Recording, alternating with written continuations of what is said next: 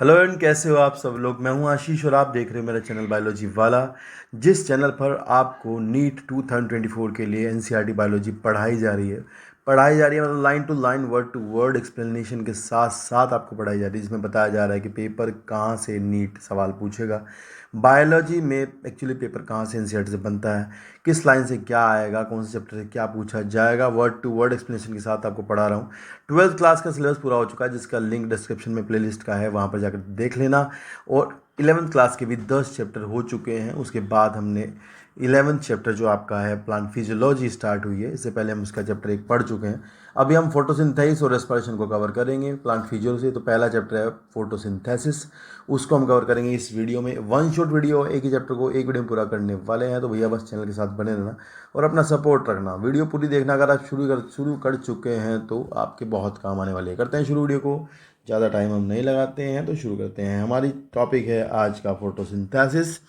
यहाँ एक भाई साहब का फोटो बना हुआ है, मेल्विन केल्विन। इन्होंने जो है कार्बन का पाथ बताया था। ये एक पहला सवाल यहाँ से पूछ सकते हैं कि इन्होंने कार्बन का पाथ बताया था, इसके लिए इन्हें नोबेल प्राइज़ मिला था। मतलब कि एटमॉस्फेरिक कार्बन किस तरह से कार्बोहाइड्रेट की फॉर्म में पहुँचता है, ये बताया था उन्होंने। ध्यान रखना, इन्होंने इसको कार्बन को रेडियो एक्टिवली कार्बन 14 का यूज किया था इन्होंने। मतलब इन्होंने कार्बन 14 का यूज करके ये सब बताया था, तो ये ध्यान रखना, ठीक है। मतलब कार्बन 14 को इन्होंने डाला था और उसके हिसाब से मतलब रेडियो एक्टिविटी के अकॉर्डिंग कार्बन 14 जहाँ जहाँ जाता रहा वहाँ वहाँ जा करके पता लगता रहा, तो उन्होंने उन कंपाउंड्स के बारे में बताया। खैर हम ये शुरू करते हैं। यहाँ से हमारा चैप्टर शुरू होता है। यहाँ पर देखो भाई, पहले ध्यान सुन लो, बहुत ज़्यादा इंपॉर्टेंट चैप्टर है। वर्ड्स हैं, टॉपिक हैं, लाइन है, सब कुछ है, तो ध्यान से समझना। समझाऊंगा भी और पढ़ाऊंगा भी। लिखा है, all animals including human being depend on plant for their food. Have you ever wondered from where plant get their food? Green plant in fact have to make a rather they synthesize the food they need. All other organisms depend on the food. The green plant make or rather synthesize the food they need through photosynthesis and therefore called autotrophs. You have already learned that the autotrophic nutrition is found only in plant, and other organisms that depend on the green plant for food are heterotrophs. Green plant carry photosynthesis, a physicochemical process by which they are using light energy to drive the synthesis of organic compound. Ultimately, all living form on earth depend on sunlight for energy. The use of energy from sunlight by plant doing photosynthesis is the basis of life on earth. तो पृथ्वी पर जीवन होने का केवल यही मात्र सहारा है कि पौधे भोजन बनाते हैं। Photosynthesis is important due to two reasons. It is the primary source of all food on earth. It is responsible for the release of oxygen into atmosphere by green plant. Have you ever thought what would happen if there were no oxygen on Earth? And this chapter focuses on the structure of the photosynthetic machinery and the various reactions that transform light energy into the chemical energy. Heading है what do we know, हमें पहले क्या पता है. Let us try to find out the what we already know about the photosynthesis. Some simple experiment you may have done in the earlier classes have shown that chlorophyll, green pigment of the leaf, light, CO2 and required for photosynthesis to occur. मतलब photosynthesis के लिए ये सब सामान चाहिए होते हैं, जैसे कि क्लोरोफिल चाहिए होता है, लाइट, CO2 वगैरह चाहिए होती है. And you may have carried out an experiment to look at the starch formation into to leaves. एक एक्सपेरिमेंट था 9th-10th में, तो वहाँ हम देखते थे कि स्टार्च फॉर्मेशन कहाँ होता है. एंड ए वेरीगेटेड लीफ, तो ये ध्यान रखना, ए वेरीगेटेड लीफ का सवाल बनता है कि ए वेरीगेटेड लीफ मतलब वो लीफ जो पार्शियली कवर्ड होती है with a black paper and expose to light. मतलब लीफ का एक हिस्सा ढक दो, एक खुला छोड़ दो. तो इन्होंने देखा जो ढका हुआ हिस्सा था उसके अंदर फूड नहीं बना, जो खुला हुआ पार्ट था सनलाइट में एक्सपोज था उसमें फूड का फॉर्मेशन हुआ. On the testing these leaves for the presence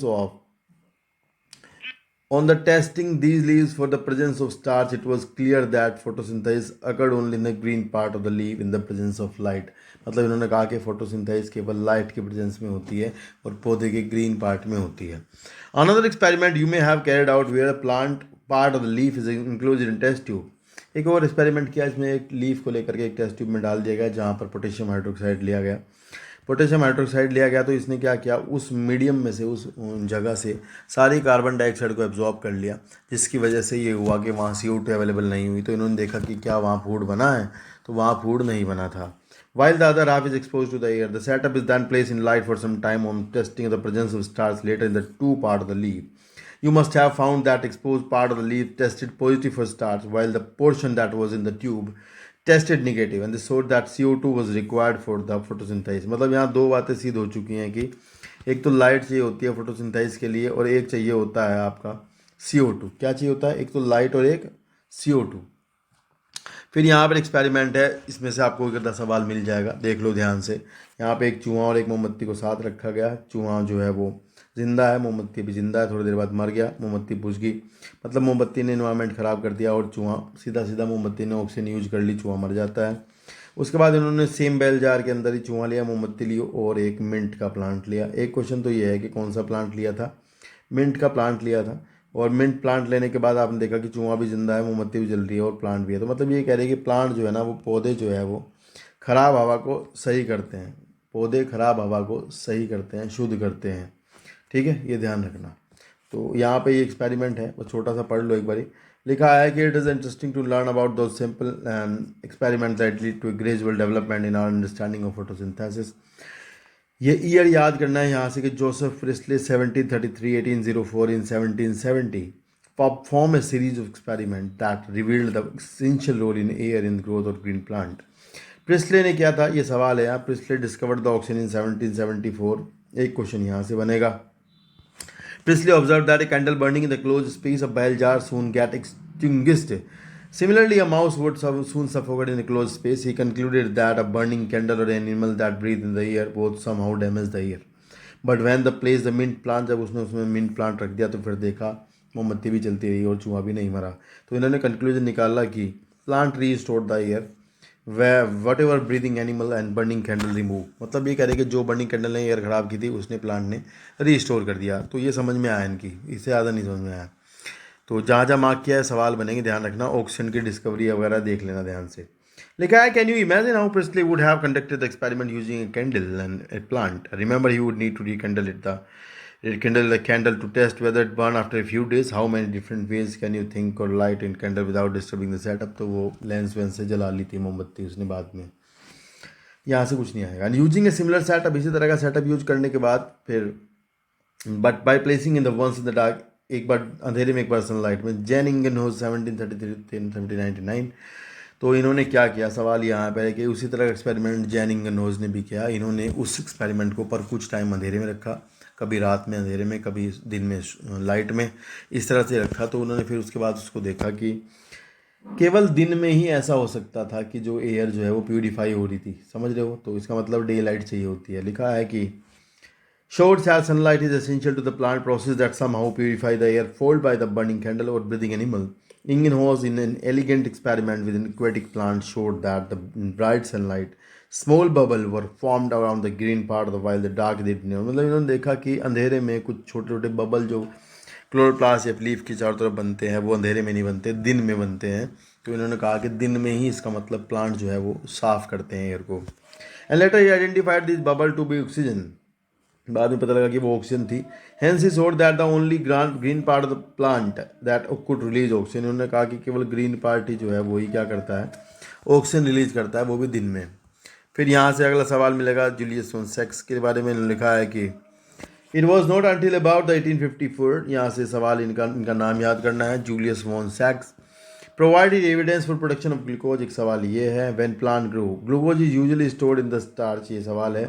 letter study showed that the green substance in the plant. बाद में उन्होंने देखा कि जो प्लांट के अंदर ग्रीन सब्सटेंस है, chlorophyll as we know it located in the special bodies that is chloroplast and with in the plant cell. तो इन्होंने देखा कि क्लोरोफिल जो है वो क्लोरोप्लास्ट में रहता है, ये भी देखा। He found that A green part in the plant were glucose is made. मतलब ये कह रहे हैं इन्होंने देखा कि ग्रीन पार्ट ही है जहाँ पर ग्लूकोज का फॉर्मेशन होता है। And that glucose is usually stored in the starch. Now consider the interesting experiment done by T.W. इंगलमैन। T.W. इंगलमैन ने एक्सपेरिमेंट किया, तो मैं बताता हूँ क्या किया। इन्होंने ये किया कि एक्सपेरिमेंट के टाइम पर एक एल्गी लिया और उसको यहाँ पर मान लो एक प्लेट है कोई, और इसके ऊपर मान लो ये मैंने एक एल्गी डाल दिया यहाँ पे, ठीक है। तो ये एल्गी है। तो इन्होंने किया ये कि एक प्लेट पर एक एल्गी ले लिया और फिर उसके उस साथ ही कुछ एरोबिक बैक्टीरिया ले लिए। मान लो ये जो है एरोबिक बैक्टीरिया ले लिए थोड़े थोड़े यहाँ पे, ठीक है। अब हुआ ये, इसके ऊपर फिर इन्होंने प्रिज्म लिया और यहाँ से लाइट को मारा और लाइट जो है वो आपकी इस तरह से स्पेक्ट्रम की फॉर्म में यहाँ पे आई, ठीक है। मतलब विबग्योर की फॉर्म में लाइट आई। तो जब विबग्योर की फॉर्म में लाइट आई तो उन्होंने देखा कि ज़्यादा बैक्टीरिया की ग्रोथ जो है ना वो यहाँ पे हुई है, यहाँ इस एरिया में। मतलब एरोबिक बैक्टीरिया की ग्रोथ यहाँ पे हुई है और यहाँ पे इस एरिया में हुई है ज़्यादा। अब देखो समझने की बात यह है कि एरोबिक बैक्टीरिया ग्रो करेंगे तब जब ऑक्सीजन होगी, और ऑक्सीजन निकलेगी तब जब फोटोसिंथेसिस होगी। तो इन्होंने बताया कि लाइट के कौन सा रीजन इंपॉर्टेंट है जिसमें कि फोटोसिंथेसिस होती है, क्योंकि उसी जगह पे आपके बैक्टीरिया ज़्यादा ग्रो कर रहे हैं, ये वाली बात है। समझ रहे हो यहाँ पे, ये ध्यान से देखने की चीज़ था। तो इसके एक्सपेरिमेंट को याद रखना है। इन्होंने सबसे पहली बार एक्शन स्पेक्ट्रम को बताया। तो आपको ये सवाल आएगा कि किसने सबसे पहली बार एक्शन स्पेक्ट्रम बताया, तो आप बताओगे T.W. इंगलमैन, मार्क कर लो।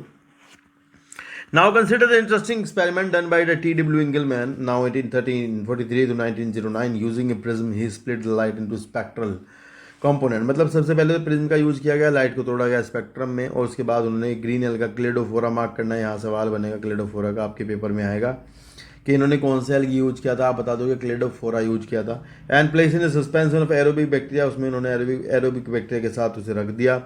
फिर उन्होंने देखा कि the bacteria usually attack the site of the O2 evolution. He observe that the bacteria accommodate mainly in the region, वो ब्लू एंड रेड। ये है सवाल, यहाँ पे मार्क करो कि ब्लू और रेड जो रीजन है उसी में फोटोसिंथेसिस का रेट हाई होता है, और उसी को एब्जॉर्ब करते हैं, उसी में रेट हाई होता है। मतलब वहीं ज़्यादा फोटोसिंथेसिस होती है जहाँ पर ब्लू और रेड रीजन है। तो ये सवाल बनेगा, बहुत इंपॉर्टेंट सवाल है। दो सवाल, एक तो ये ब्लू और रेड याद रखना है, एक ये बनना है कि अ फर्स्ट एक्शन स्पेक्ट्रम, ये बहुत तगड़ा सवाल है।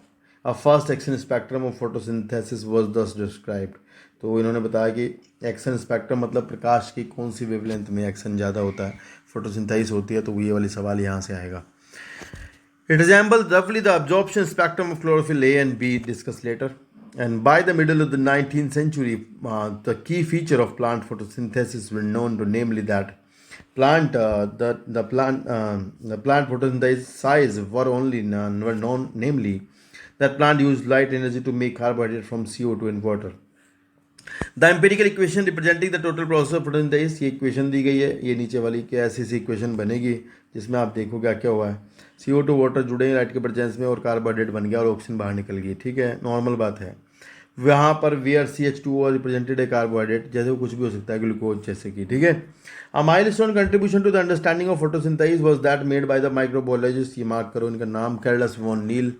भाई कॉर्नेलियस वॉन नील बहुत तगड़ा नाम है, इसको याद करना है ज़रूर कि माइक्रोबायोलॉजिस्ट थे और इनका नाम ये था। और हु बेसिस स्टडी ऑन, किस पर काम किया इन्होंने purple and green sulphur bacteria पर काम किया था।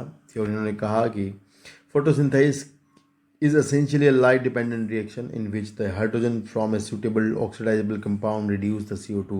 मतलब पूरा फोटोसिंथेसिस के प्रोसेस को उन्होंने एक लाइन में बताया कि यहाँ इतना इंपॉर्टेंट काम है जिसमें कि किसी हाइड्रोजन डोनर के द्वारा, कोई हाइड्रोजन डोनर होता है और वो हाइड्रोजन डोनर जो होता है वो अपनी हाइड्रोजन डोनेट करता है, और वो हाइड्रोजन जा करके CO2 को रिड्यूस करती है। मतलब फाइनली बात यह है कि CO2 का रिडक्शन होना है, और रिड्यूस होकर के CO2 कार्बोहाइड्रेट का फॉर्मेशन करती है। अब इन्होंने कहा कि इन्होंने नॉर्मल सी इक्वेशन बना दी है, यहाँ वाटर तो लिखा नहीं है, पर बताया कि कोई भी होगा जिसने कि अपना हाइड्रोजन दिया है।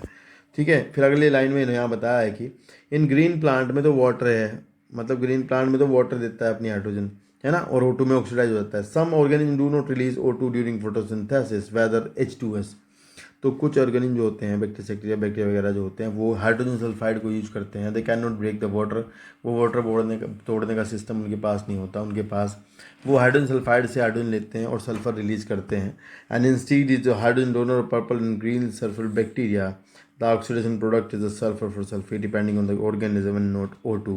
तो ये एक सवाल यहाँ से बहुत बार जो है पूछा गया है कि purple sulphur bacteria hydrogen donor की फॉर्म में किस यूज करते हैं, बता दोगे आप। पता ही है आपको किस में कौन यूज करते हैं, मतलब H2S यूज करते हैं।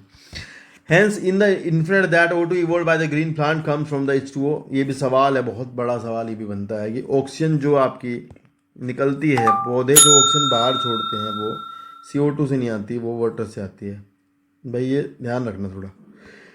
And this was later proved by using radio isotopic technique. बाद में रेडियो आइसोटॉपिक टेक्निक का रूबेन कैमन वगैरह साइंटिस्ट थे, उन्होंने यूज किया, और यूज करके उन्होंने, मैं यहाँ वैसे लिख रहा हूँ, ऑक्सीजन 18 का यूज किया था उन्होंने। फाइनली ऑक्सीजन 18 का यूज करके ये बता दिया गया था कि जो ऑक्सीजन रिलीज हो रही है दैट इज़ फ्रॉम वाटर। कहाँ से आ रही है? वाटर से आ रही है, CO2 से नहीं आ रही है। ये है सवाल। And this was proved using radio isotope technique. Note that is not a single reaction but description of multi-step process called photosynthesis। Can you explain why 12 molecule of water as a substrate are used in the equation given below?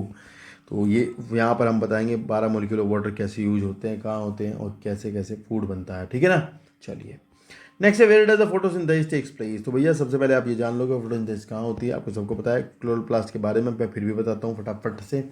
देखो यार ऐसा है, यहाँ पर आपको structure दिख रही होगी, इसमें आपको दिखाई दे रहा है ये वाला पार्ट, ये है ग्रैनम वाला पार्ट, और बीच में जो आपको नहीं दिख रही है स्टॉक्स वगैरह ये वाली, ये है आपकी स्ट्रोमा लैमेली।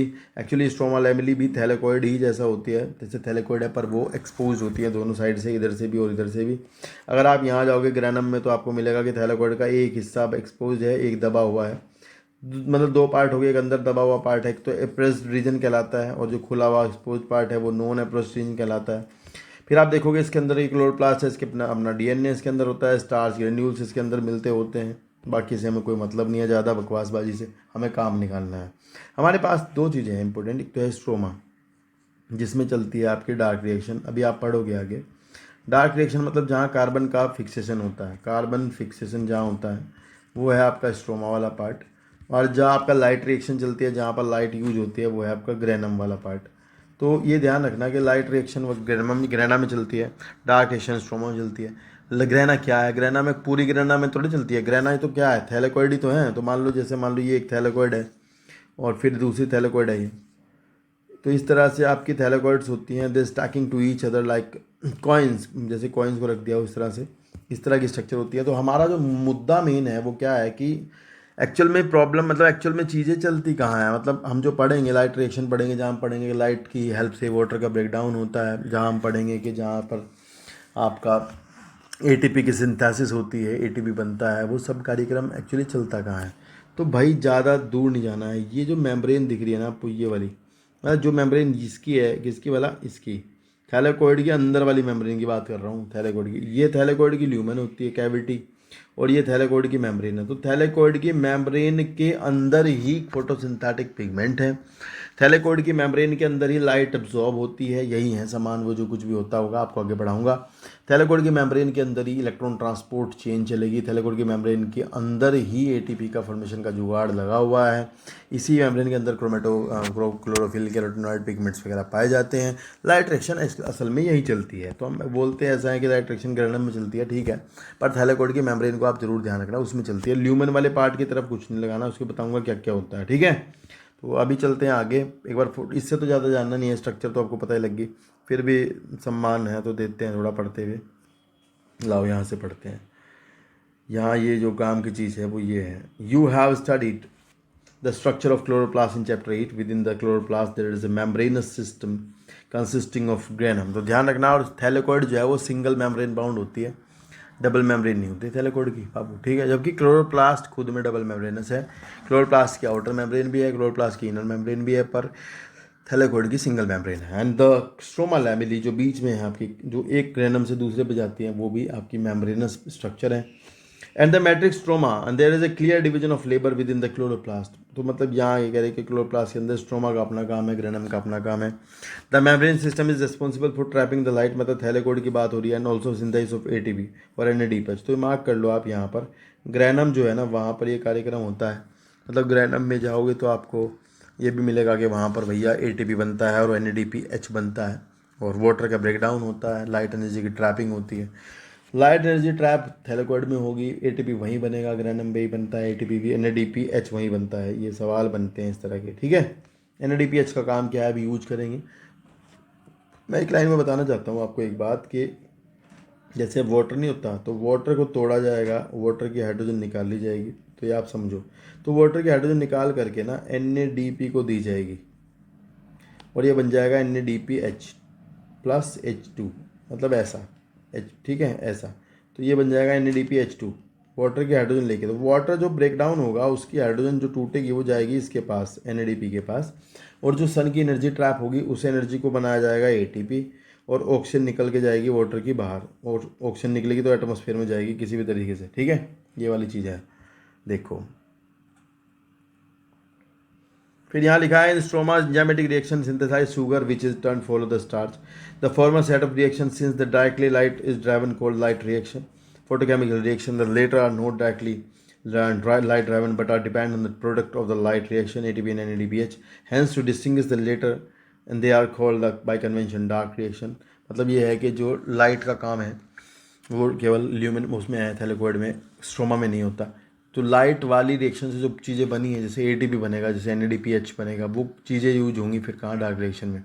डार्क रिएक्शन इसलिए कहते हैं उसको क्योंकि उसमें डायरेक्ट लाइट यूज नहीं होती, सीधे सीधे लाइट नहीं आती। और हाँ, हालांकि लाइट रिएक्शन की प्रोडक्ट का यूज होता है। तो वो ये है, बस मिसनोमर है, इन्होंने कहा कि ये एक मिसनोमर है, ये नाम गलत दिया हुआ है ऐसा। However this should not be considered to mean that they occur in darkness and do not light dependent. मतलब ऐसा है कि लाइट पर डिपेंड नहीं करती, ये है डायरेक्टली। और एक और ध्यान रखना कि ऐसा नहीं कि एक रात में होती है और एक दिन में होती है, ये ना ध्यान रखना। मतलब ऐसा नहीं होता, रात दिन का कुछ नहीं है, दिन में ही होती है डार्क रिएक्शन और दिन में ही होती है लाइट रिएक्शन। जब लाइट रिएक्शन होगा तो उसकी प्रोडक्ट से ही डार्क रिएक्शन भी चलेगी, सिंपल बात है ये, ठीक है। नेक्स्ट टॉपिक है, how many types of pigments are involve in the photosynthesis. कौन कौन से पिगमेंट फोटोसिंथेसिस में इन्वॉल्व होते हैं। तो यहाँ पर एक ग्राफ दिया गया है, इस ग्राफ को ध्यान से देखना भाई, इसमें आपको दिखाई देगा कि यहाँ से यहाँ तक आपको 400 से 700 नैनोमीटर का जो वेवलेंथ दिया गया है, मतलब 400 से 700 नैनोमीटर का वेवलेंथ दिया है, मतलब ये आपको विजिबल स्पेक्ट्रम दिखाया है। इसमें इन्होंने कहा है कि जो ब्लू रीजन मैं बताऊँ आपको, यहाँ पर जो है आपका ब्लू रीजन है ये, और ये ब्लू रीजन है, और ये यहाँ पर आपका रेड रीजन है स्पेक्ट्रम का। तो ब्लू में आप देखोगे कि ब्लू में ज़्यादा चीज़ें, ब्लू लाइट ज़्यादा एब्जॉर्ब हो रही है as compare to red light. और आप ये देख सकते हो कि रेड लाइट में जो है क्लोरोफिल ए की एब्जॉर्बेंस बी से ज़्यादा है, और यहाँ पर आप देखोगे क्लोरोफिल बी की एब्जॉर्बेंस ए से ज़्यादा है। और ये कैरोटिनॉइड भी इसी रीजन के आसपास एब्जॉर्ब कर रहे हैं, आगे वाला मतलब इससे थोड़ा आगे, ब्लू रीजन से जस्ट आगे, और ब्लू वाले हल्की फुल्की लाइट को एब्जॉर्ब कर रहे हैं। तो ये आपको यहाँ से समझना है कि कौन किससे ज़्यादा किस रीजन में एब्जॉर्ब करता है। पर मैं आपको बता दूँ, ज़्यादा फोटोसिंथेसिस अगर आपसे पूछा गया ऑप्शन में, तो आपका आंसर होगा रेड लाइट। अगर इकट्ठा दिया ब्लू और रेड एक ही ऑप्शन में हो, तो आंसर दोनों लगाना, ब्लू और रेड दोनों। इन्हीं रीजन में ज़्यादा फोटोसिंथेसिस होती है, ऐसा है। फिर यहाँ पर नीचे वाले ग्राफ में आपको दिखाया है कि क्या मतलब, आपको दिखाया कि जो रेट ऑफ, ये सवाल यहाँ से बनेगा कि ऑक्सीजन का जो रिलीज़ है, ऑक्सीजन जो रिलीज हो रही है वही फोटोसिंथेसिस के रेट को डिटरमाइन करता है। मतलब जितना ज़्यादा ऑक्सीजन रिलीज होगा उतना ज़्यादा ही फोटोसिंथेसिस हो रहा है। साफ साफ दिख रहा है कि ब्लू और रेड रीजन में रेट ज़्यादा है और बीच में कम है, समझ रहे हो ना। ये भी सवाल बनेगा यहाँ से। नीचे वाले ग्राफ में दिखाया है आपको कि क्या क्लोरोफिल ए का जो ग्राफ है वो 1:1 ओवरलैप करता है ऑक्सीजन इवोल्यूशन के साथ, यानी कि फोटोसिंथेसिस के रेट के साथ में।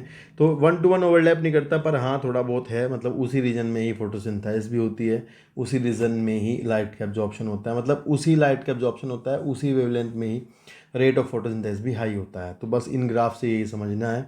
यहाँ पर कुछ क्वेश्चन है, मिल जाएंगे, मैं पढ़ता हूँ।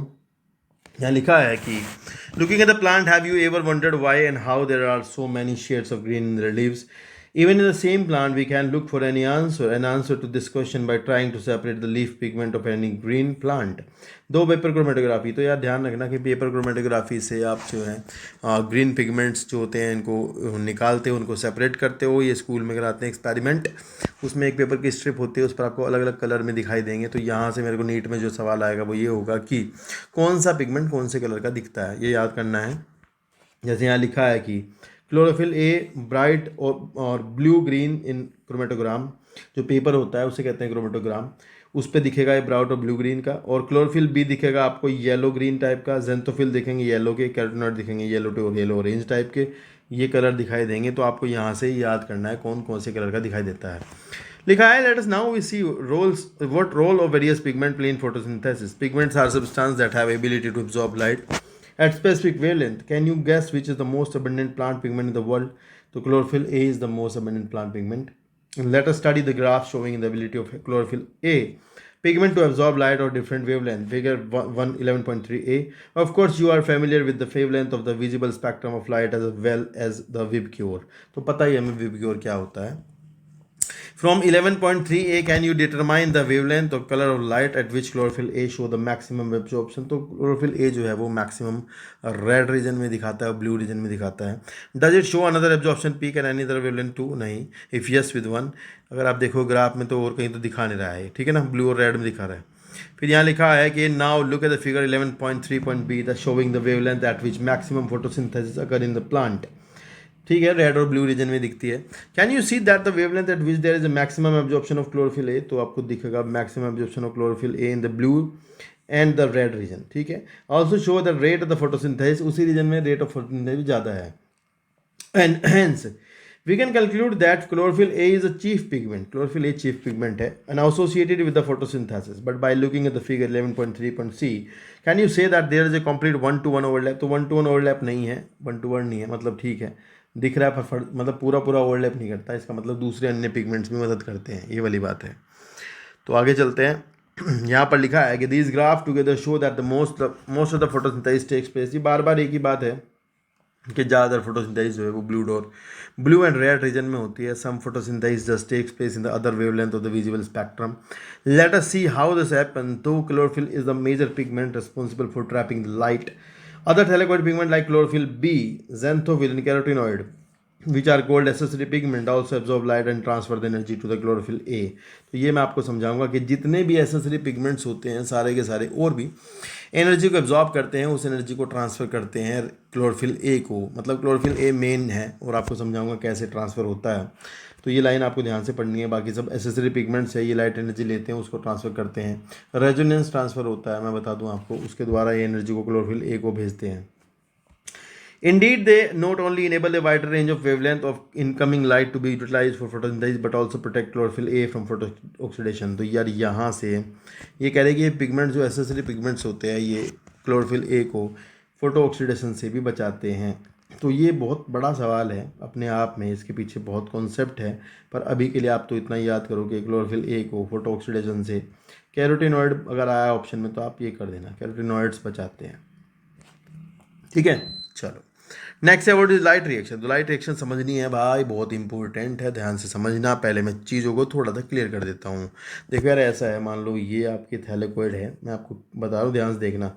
ये चैप्टर थोड़ा मैं आराम से बताऊँगा, ये आपको आता नहीं होगा। तो ये थैलेकोइड है, उसकी जो थैलेकोइड की मेम्ब्रेन है, ये वाली जो मेम्ब्रेन दिख रही है, आपको पता ही है हमेशा मेम्ब्रेन जो है वो लिपिड की बाइलेयर होती है यहाँ पे, ठीक है। और ये लिपिड की बाइलेयर है, इसमें अंदर आपको पता है यहाँ लिपिड है, इस तरह से बाइलेयर ऑफ लिपिड है। तो बाबू इस मेम्ब्रेन के अंदर एक्चुअली यहाँ पर अगर आप जाओगे तो मेम्ब्रेन के अंदर आपको पिगमेंट्स के साथ, प्रोटीन्स के साथ एसोसिएटेड कुछ पिगमेंट्स मिलेंगे, जिन्हें हम, जिस पूरे सिस्टम को हम कहते हैं फोटो सिस्टम। मतलब यहाँ पर समझने की बात यह है कि यहाँ पर मतलब मेम्ब्रेन के अंदर, मैं बता रहा हूँ अंदर, मेम्ब्रेन के अंदर कुछ प्रोटीन्स होती हैं, उन प्रोटीन्स के साथ जुड़े हुए पिगमेंट्स होते हैं और वो आपके फोटो सिस्टम कहलाते हैं। क्या कहलाते हैं? Photo system. तो यहाँ जो पढ़ने वाले हैं अभी हम फोटो सिस्टम के बारे में पढ़ेंगे। और उसी फोटो सिस्टम के अंदर एक चीज़ होती है, ध्यान से सुनना, मैं कह रहा हूँ उसी फोटो सिस्टम के अंदर एक चीज़ होती है, लाइट हार्वेस्टिंग कॉम्प्लेक्स।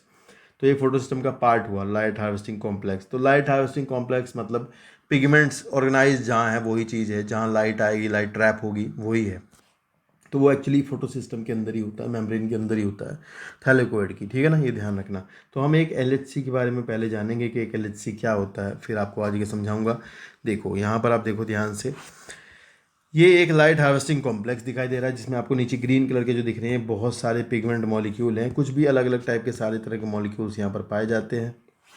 फिर आप देखोगे होता ये है एक्चुअली, लाइट एनर्जी फोटॉन्स की फॉर्म में आती है और वो पेरिफेरल वाले जितने भी मॉलिक्यूल्स हैं उनको सबको पहुंचती है, पेरिफेरल पर जो होते हैं उनको पहुंचती है।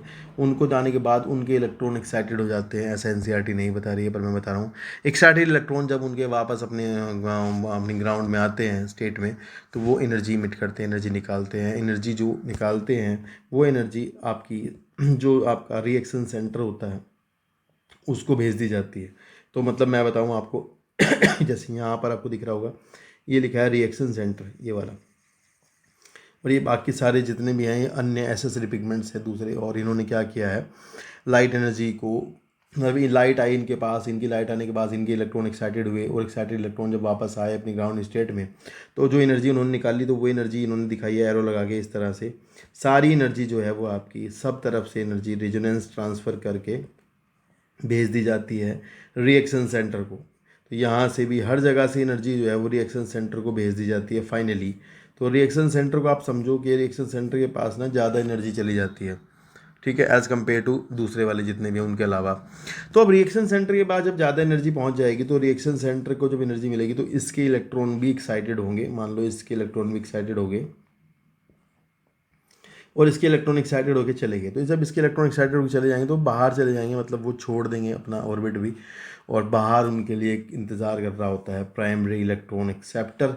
तो वो प्राइमरी इलेक्ट्रॉन एक्सेप्टर इलेक्ट्रॉन्स को एक्सेप्ट करता है, ठीक है ना।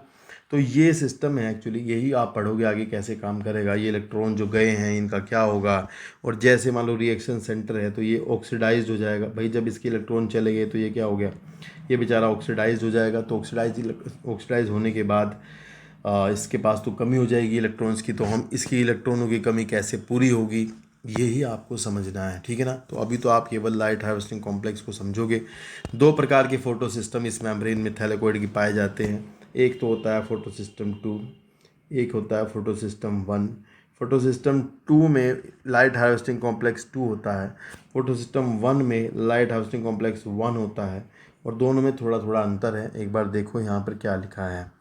यहाँ लिखा है कि लाइट रिएक्शंस और the photochemical phase include the light absorption, water splitting, oxygen release, and the formation of light high energy chemical intermediates ATP and NADPH। तो लाइट रिएक्शन से आपको ATP और NADPH मिलेगा, पहले बताया मैंने। Several protein complex are involve in the process. तो ये मार्क कर लेना, प्रोटीन कॉम्प्लेक्स हैं वो, जो भी कुछ है ना वो प्रोटीन्स के जुड़े हुए सब चीज़ें हैं, प्रोटीन के साथ जुड़ी हुई चीज़ें हैं। Several protein complexes are involved in the process. The pigment are organized into two discrete photochemical light harvesting complex, that is photosystem 1 within the photosystem 1 or within the photosystem 2, and these are named in the sequence of their discovery। पहले ढूंढा गया था 1, फिर ढूंढा गया 2, भले ही इनका काम उल्टा है, आप आगे पढ़ोगे। These are named in the sequence of their discovery and not in the sequence in which they function during the light reaction। The light harvesting complex are made up of hundreds of pigment molecules but not protein bound to the protein. तो ये बहुत तगड़ा सवाल है कि जो hundreds of pigments है वो किसके साथ जुड़े हुए हैं, जो थैलेकोइड की मेम्ब्रेन की प्रोटीन्स है ना उनके साथ में जुड़े हुए हैं। And each photo system has all the pigments except 1 molecule of chlorophyll a. तो ये ध्यान रखना कि सारे पिगमेंट्स होते हैं फोटो सिस्टम में छोड़ करके एक क्लोरोफिल ए के मॉलिक्यूल को, जिसकी एक विशेष प्रकार की वेवलेंथ होती है। मतलब रिएक्शन सेंटर जो एक्चुअली है ना वो एक क्लोरोफिल ए का मॉलिक्यूल है जो कि एक विशेष प्रकार की लाइट एनर्जी को एब्जॉर्ब करता है, विशेष वेवलेंथ को लेता है, स्पेशल वेवलेंथ को एब्जॉर्ब करता है। And forming a light harvesting system also called the antenna, and these pigment help to make photosynthesis more efficient by absorbing different wavelength of light।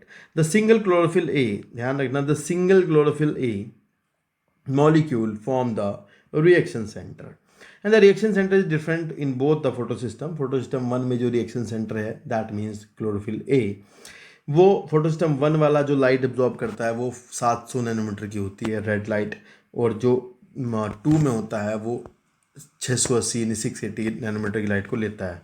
तो ये थोड़ा उल्टा सा है, इसको भूलना मत, ठीक है। 700 वाला 1 में है, 680 वाला 2 में है, थोड़ा ध्यान रखना बाबू, ठीक है।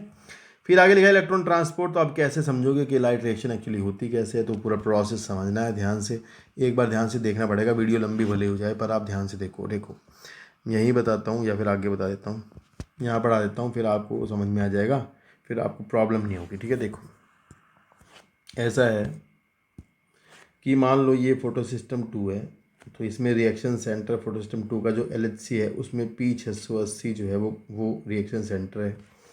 और आप ध्यान से चीज़ों को अभी देखना, फिर मैं बताऊंगा आपको क्या हुआ है। अब लाइट आएगी, मान लो इसके पास तो बहुत सारे एसेसरी पिगमेंट्स थे, मान लो यार लाइट आई, लाइट आने के बाद वही होगा जो भी बताया था, एनर्जी को फाइनली ट्रांसफ़र कर दिया जाएगा रिएक्शन सेंटर के पास। रिएक्शन सेंटर के पास इतनी एनर्जी चली जाएगी, और वो खुद भी 680 वेवलेंथ लेता है पर उसमें एनर्जी कम होती है, लेकिन सारी एनर्जी नीचे से भी इसके पास ही आ गई है।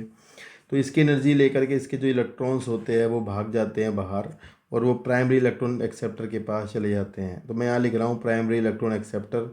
अब वो पता नहीं क्या है, मैं बताऊँगा नहीं क्योंकि किताब में दिया नहीं, तो आपको जानना भी नहीं है। तो प्राइमरी इलेक्ट्रॉन एक्सेप्टर के पास चलेगी इलेक्ट्रॉन। अब ये यहाँ से इनको भेजेगा इलेक्ट्रॉन ट्रांसपोर्ट चेन में, जो कि थैलेकोइड की मेम्ब्रेन में ही है। ध्यान रखना, ये चेन जो चल रही है इलेक्ट्रॉन ट्रांसपोर्ट चेन, ये थैलेकोइड की मेम्ब्रेन में ही चल रही है, ठीक है। तो यहाँ पर आपको समझना है कि primary electron acceptor transfer its electron to the plastoquinone. ये अपने इलेक्ट्रॉन प्लास्टोक्विनोन को ट्रांसफ़र करता है। प्लास्टोक्विनोन इलेक्ट्रॉन एक्सेप्टर है और साथ ही साथ हाइड्रोजन एक्सेप्टर भी है, ध्यान रखना।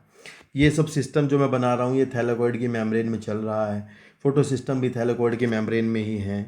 ये इस तरह की गलतियाँ ना करना, ठीक है। तो फिर प्लास्टोक्विनोन ने इलेक्ट्रॉन ले लिए, मान लो यहाँ से इलेक्ट्रॉन आगे इसके पास, अभी मैं कुछ और बाद में बताऊँगा। तो इलेक्ट्रॉन आगे इसके पास हो, इसने क्या किया, ये जैसे इलेक्ट्रॉन आते हैं तो ये बाहर से स्ट्रोमा से उतने ही हाइड्रोजन भी ले लेता है। स्ट्रोमा आपको पता ही है, थैलेकोइड के बाहर जो ग्रेनम के बाहर जो एरिया है वो स्ट्रोमा है, वहाँ से 2 हाइड्रोजन भी उठा लेगा। और हाइड्रोजन उठाने के बाद ये प्लास्टोक्विनोन से बन जाएगा, प्लास्टोक्विनोल PQH2 बन जाएगा ये, ठीक है। फाइनली फिर ये क्या होगा, ये अभी इलेक्ट्रॉन ट्रांसपोर्ट चेन चल रही है। PQH2 जो है अपने इलेक्ट्रॉन साइटोक्रोम B6 और F, 2 साइटोक्रोम्स हैं, इनको भेजेगा। ये एक पंप की तरह भी काम करते हैं। ये क्या करते हैं, ये यहाँ से लेंगे किसको, इसके जो इलेक्ट्रॉन्स थे उसको तो ले ही लेंगे साथ में। अरे मैया इतनी मोटा हो गया पेन, ठीक है। ये इसके इलेक्ट्रॉन्स को तो ले ही लेंगे साथ में, पर इलेक्ट्रॉनों के लेने के साथ साथ ही ये जो इसके हाइड्रोजन है ये इसको भी छुड़वा देंगे, और ये PQH2 अपनी हाइड्रोजन छोड़ देगा अंदर। अंदर किधर, थैलेकॉइड के ल्यूमन में। आपको समझना है, जब एक थैलेकॉइड की मेम्ब्रेन में से इलेक्ट्रॉन ट्रांसपोर्ट हो रहा होता है, जब एक इलेक्ट्रॉन ट्रांसपोर्ट होता है तो उसी टाइम पर एक हाइड्रोजन बाहर स्ट्रोमा से अंदर डाल दिया जाता है। तो ये सिस्टम आपको समझना है। During the transfer of an electron through the electron transport chain, one proton is also pumped towards the inner side of the membrane that is inside the lumen of the thylakoid. फिर यहाँ lumen में डाल दिया proton, और साथ ही साथ electron cytochrome B6F के पास हैं, तो ये आगे इलेक्ट्रॉन्स को देगा प्लास्टोसाइनिन को। Plastocyanin is the mobile electron carrier, that is copper containing mobile electron carrier between the photosystem 2 and the photosystem 1। अब यहाँ फोटोसिस्टम 1 है, मान लो फोटोसिस्टम 1 थोड़ा सा इससे ऊंचा होगा, ये थोड़ा ध्यान रखना, ये रेडॉक्स पोटेंशियल के अकॉर्डिंग इसकी ऊंचाई नीचाई होती है। तो अभी मान लो आपके फोटोसिस्टम 1 है, फिर मैं बताता हूँ इस फोटोसिस्टम 1 में क्या है। 1 में रिएक्शन सेंटर है वो आपका P700 की लाइट लेता है, मतलब वो रिएक्शन सेंटर 700 नैनोमीटर लेता है। अब फिर यहाँ वही होगा, इसके ऊपर लाइट आएगी, फिर से इसके इलेक्ट्रॉन एक्साइटेड होंगे, इसके इलेक्ट्रॉन एक्साइटेड जाएंगे, फिर P700 पे जाएंगे, फिर इससे भी इलेक्ट्रॉन भाग जाएंगे छूट के। मान लो इसके इलेक्ट्रॉन चले गए, और अभी इलेक्ट्रॉन इसके जाने के बाद जब इसके इलेक्ट्रॉन चले जाएंगे P700 के, तो ये ऑक्सीडाइज हो जाएगा। इसके इलेक्ट्रॉनों की कमी पूरी करेगा पीछे से प्लास्टोसाइनिन। तो ध्यान रखना, फोटोसिस्टम 1 के इलेक्ट्रॉन जो गए हैं उनकी कमी पूरी करता है फोटोसिस्टम 2, और फोटोसिस्टम के जो गए हैं उनकी कमी कैसे पूरी होगी इस पर मैं बात करूंगा अभी। पर अभी के लिए आप समझो कि P700 से इलेक्ट्रॉन चले गए हैं, और चले गए इलेक्ट्रॉन को एक्सेप्टर होता है फेरेडॉक्सिन, ये एक्सेप्ट कर लेता है। फेरेडॉक्सिन से जो इलेक्ट्रॉन्स हैं बाबू वो फिर जाएंगे एक एंजाइम के पास। फेरेडॉक्सिन एक आयरन सल्फर कंटेनिंग प्रोटीन है। फेरेडॉक्सिन से इलेक्ट्रॉन जाएंगे आपके एक enzyme that is FNR, ferredoxin NADP reductase, इसके पास जाएंगे। FNR उन इलेक्ट्रॉन्स को आगे भेजेगा और क्या कर देगा, जो NADP है, ठीक है, निकोटिनामाइड एडेनिन डाइन्यूक्लियोटाइड फॉस्फेट, इसका कर देगा रिडक्शन, और ये हो जाएगा NADPH2। तो फाइनली आपको दिखा NADPH2 का फॉर्मेशन कैसे हुआ, इलेक्ट्रॉन ट्रांसपोर्ट कैसे हुआ। इलेक्ट्रॉन ट्रांसपोर्ट हुआ है, इससे मुझे, आप ध्यान से देखो, इससे मुझे 2 चीज़ों का फ़ायदा हुआ है। अगर आप समझना चाहते हो तो 2 चीज़ों का फ़ायदा ये हुआ है मुझे इससे, कि एक तो मुझे NADPH2 मिल गया, मतलब मुझे एक तो NADPH2 चाहिए था, वो मेरे को प्राप्त हो गया, यहाँ पे दिख भी रहा होगा आपको। दूसरा मैंने देखा है कि एक फ़ायदा ये हुआ है कि स्ट्रोमा से हाइड्रोजन जो है वो पकड़ के ल्यूमेन की तरफ डाल दिए थैलेकॉइड की। आगे दिखाऊंगा कैसे, डायग्राम में बता रखा है। तो इतना काम हुआ है इस पूरे कार्यक्रम में। आप देखो इलेक्ट्रॉन जो है फोटोसिस्टम 2 से चले थे, और 1 के थ्रू होते हुए फाइनली इलेक्ट्रॉन NADPH2 के पास पहुंच गए हैं। यह आपको समझ में आया होगा, नहीं समझ आया तो पीछे वीडियो करके एक बार और देख लो, पर आ गया होगा। अब आप इससे एक चीज़ समझो, हुआ ये है कि यहाँ से इलेक्ट्रॉन जब गए थे तो बेचारा P680 जो है इसके चले गए ना, रिएक्शन सेंटर है ये। तो जब इसके इलेक्ट्रॉन चले गए तो भैया ये हो गया ऑक्सीडाइज। तो आपको बता दूँ, यहीं पर फोटोसिस्टम 2 के पास ही ऑक्सीजन इवॉल्विंग कॉम्प्लेक्स यानी कि वाटर स्प्लिटिंग कॉम्प्लेक्स पाया जाता है, ठीक है। वाटर स्प्लिटिंग कॉम्प्लेक्स का काम होता है कि ये क्या करता है, फोटोसिस्टम 2 के साथ होता है जुड़ा हुआ, और ये वाटर के मॉलिक्यूल को तोड़ता है, जिससे 2H+ N+ हाफ O2 और इलेक्ट्रॉन निकलते हैं। तो भाई ये समझो, तो ये जो इलेक्ट्रॉन निकले हैं ये तो जाएंगे इसकी कमी पूरी कर देंगे। जैसे फोटोसिस्टम 1 की कमी 2 ने पूरी करी थी, तो 1 की कमी पूरी करी है वाटर ने, और वाटर से जो ऑक्सीजन निकली है ये ऑक्सीजन रह जाएगी थैलेकॉइड के ल्यूमेन में, ये ध्यान रखना। और जो वाटर के हाइड्रोजन निकले हैं ये भी जाएंगे थैलेकॉइड के ल्यूमेन में, अंदर ही थैलेकॉइड के अंदर। तो थैलेकॉइड के अंदर देखो ऑक्सीजन चली गई, ल्यूमेन में हाइड्रोजन आ गए, और ये भी हाइड्रोजन आ गए अंदर।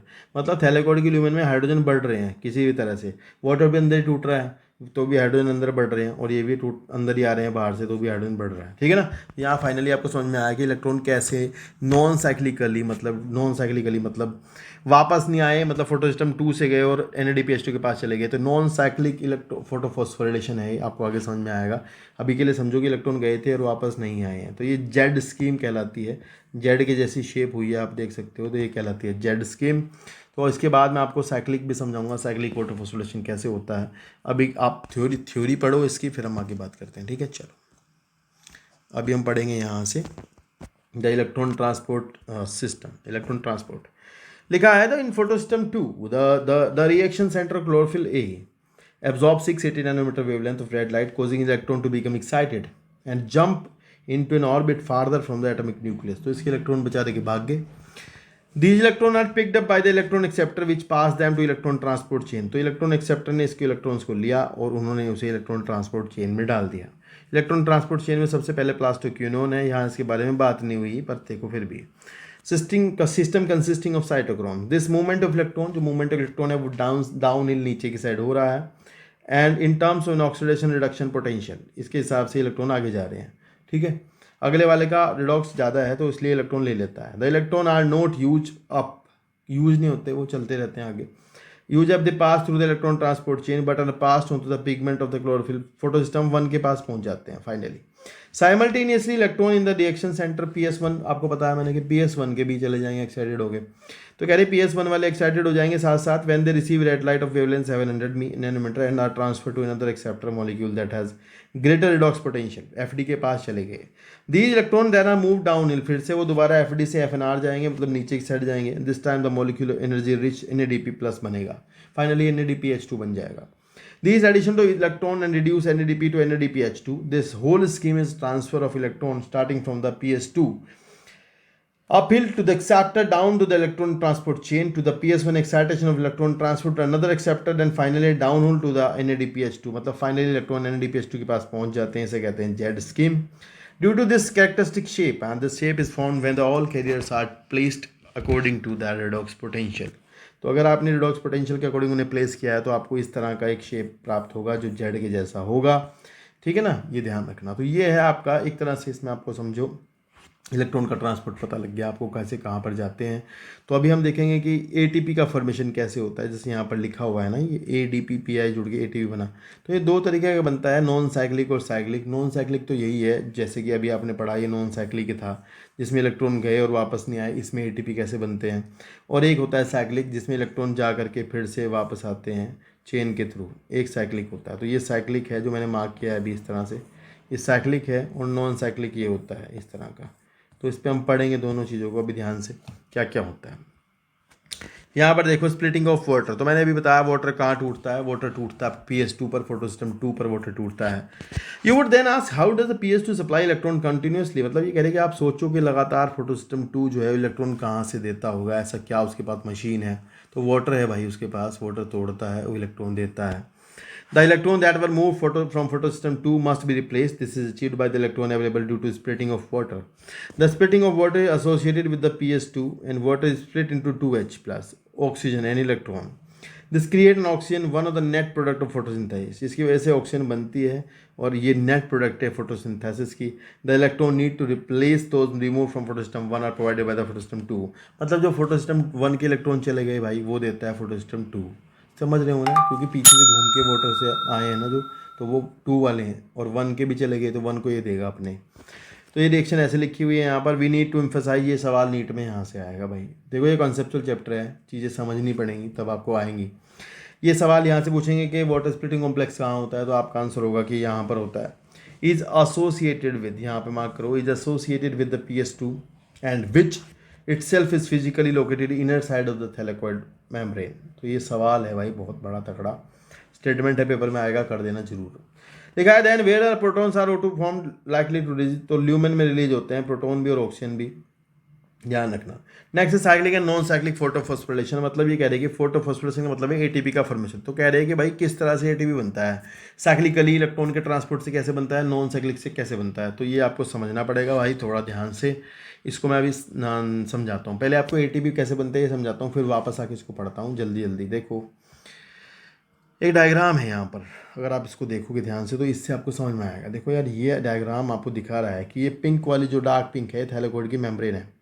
थैलेकोइड की मेम्ब्रेन में देखोगे ध्यान से तो मुझे क्या दिख रहा है, पहले दिख रहा है फोटोसिस्टम 2, इसको देखो ध्यान से, ये है फोटोसिस्टम 2। तो फोटोसिस्टम 2 में मैं देख रहा हूँ कि इलेक्ट्रॉन गए होंगे यहाँ से, इलेक्ट्रॉन जाने का एरो लगा हुआ है, और ये इलेक्ट्रॉन आ रहे कहाँ, फाइनली कहाँ से आ रहे हैं, तो वाटर से आ रहे हैं। ये वाटर इलेक्ट्रॉन दे रहा है, मैंने कहा था वाटर टूट रहा है थैलेकोइड की ल्यूमेन में, अंदर कैविटी में, और वाटर टूटने से ऑक्सीजन अंदर निकल रही है, रिलीज हो रही है, और हाइड्रोजन भी अंदर निकल रहे हैं। एक तो ये चीज़ समझ गए होंगे आप। दूसरा ये हो गया इलेक्ट्रॉन, जब मैंने कहा था इलेक्ट्रॉन जब पी क्यू के पास जाएंगे, प्लास्टोक्यूनोन के पास जाएंगे, तो वहाँ वो बाहर से भी हाइड्रोजन पकड़ता है, मतलब वो स्ट्रोमा के साइड से जितने वो इलेक्ट्रॉन ट्रांसपोर्ट करेगा उतनी हाइड्रोजन स्ट्रोमा से पकड़ेगा। और फिर आप देख रहे हो कि ये साइटोक्रोम B6F के थ्रू हाइड्रोजन जो है वो आपकी अंदर आ जाती है ल्यूमेन में। यहाँ पर आप देख सकते हो ल्यूमेन साइड पे आ जाती है, दिख भी रही होगी आपको, ठीक है, दिख रहा है ना, यहाँ पे पहुँच गई। तो प्लास्टोक्यूनोन और प्लास्टोक्यूनोन दिख रहा है, ये यहाँ पे प्लास्टोक्यूनोन बना, फिर प्लास्टोक्यूनोल बना, फिर इलेक्ट्रॉन आगे चले गए B6F के पास, ये जा रहे हैं ब्लू वाले, ये इलेक्ट्रॉन ही है, और फिर ये आगे हाइड्रोजन छोड़ दिया अंदर। तो अब इससे प्रॉब्लम पता क्या हुई है, इससे ये हुआ है कि जो आपकी थैलेकोइड की मेम्ब्रेन है ना, उस थैलेकोइड की मेम्ब्रेन पर ना अंदर ना प्लस चार्ज पैदा हो गया अंदर, क्योंकि यार अंदर हाइड्रोजन ज़्यादा हो गया। देखो वाटर भी अंदर टूट रहा है, बाहर से पकड़ के भी अंदर डालने जा रहे हैं, तो अंदर तो हाइड्रोजन की मात्रा बढ़ गई, तो अंदर बढ़ गया हाइड्रोजन, यहाँ पे बढ़ गए। तो इसकी वजह से मेम्ब्रेन पर ना एक पोटेंशियल ग्रेडियंट पैदा हो गया, इलेक्ट्रोकेमिकल पोटेंशियल प्रोटोन ग्रेडियंट पैदा हो गया इसके अंदर। अब बाहर हो गया as compare to this negative, मतलब बाहर प्रोटोन कम हो गए। तो हुआ क्या कि यहाँ पर ना एक इंजाइम लगा हुआ है, इस इंजाइम को कहते हैं एटीपी सिंथेज। बाबू एटीपी सिंथेज जो होता है इसकी दो यूनिट हैं, एक यूनिट तो इसकी CF0 है, जो CF0 है इसे कहते हैं trans membrane channel, trans membrane channel, ठीक है ये। और ट्रांस मेम्ब्रेन चैनल और क्या करता है, ये आपका प्रोटोन को ट्रैवल कराता है, आर पार भेजता है प्रोटोन्स को, ठीक है, आर पार भेजता है इधर से इधर, ये ध्यान रखना है यहाँ पे, ठीक है।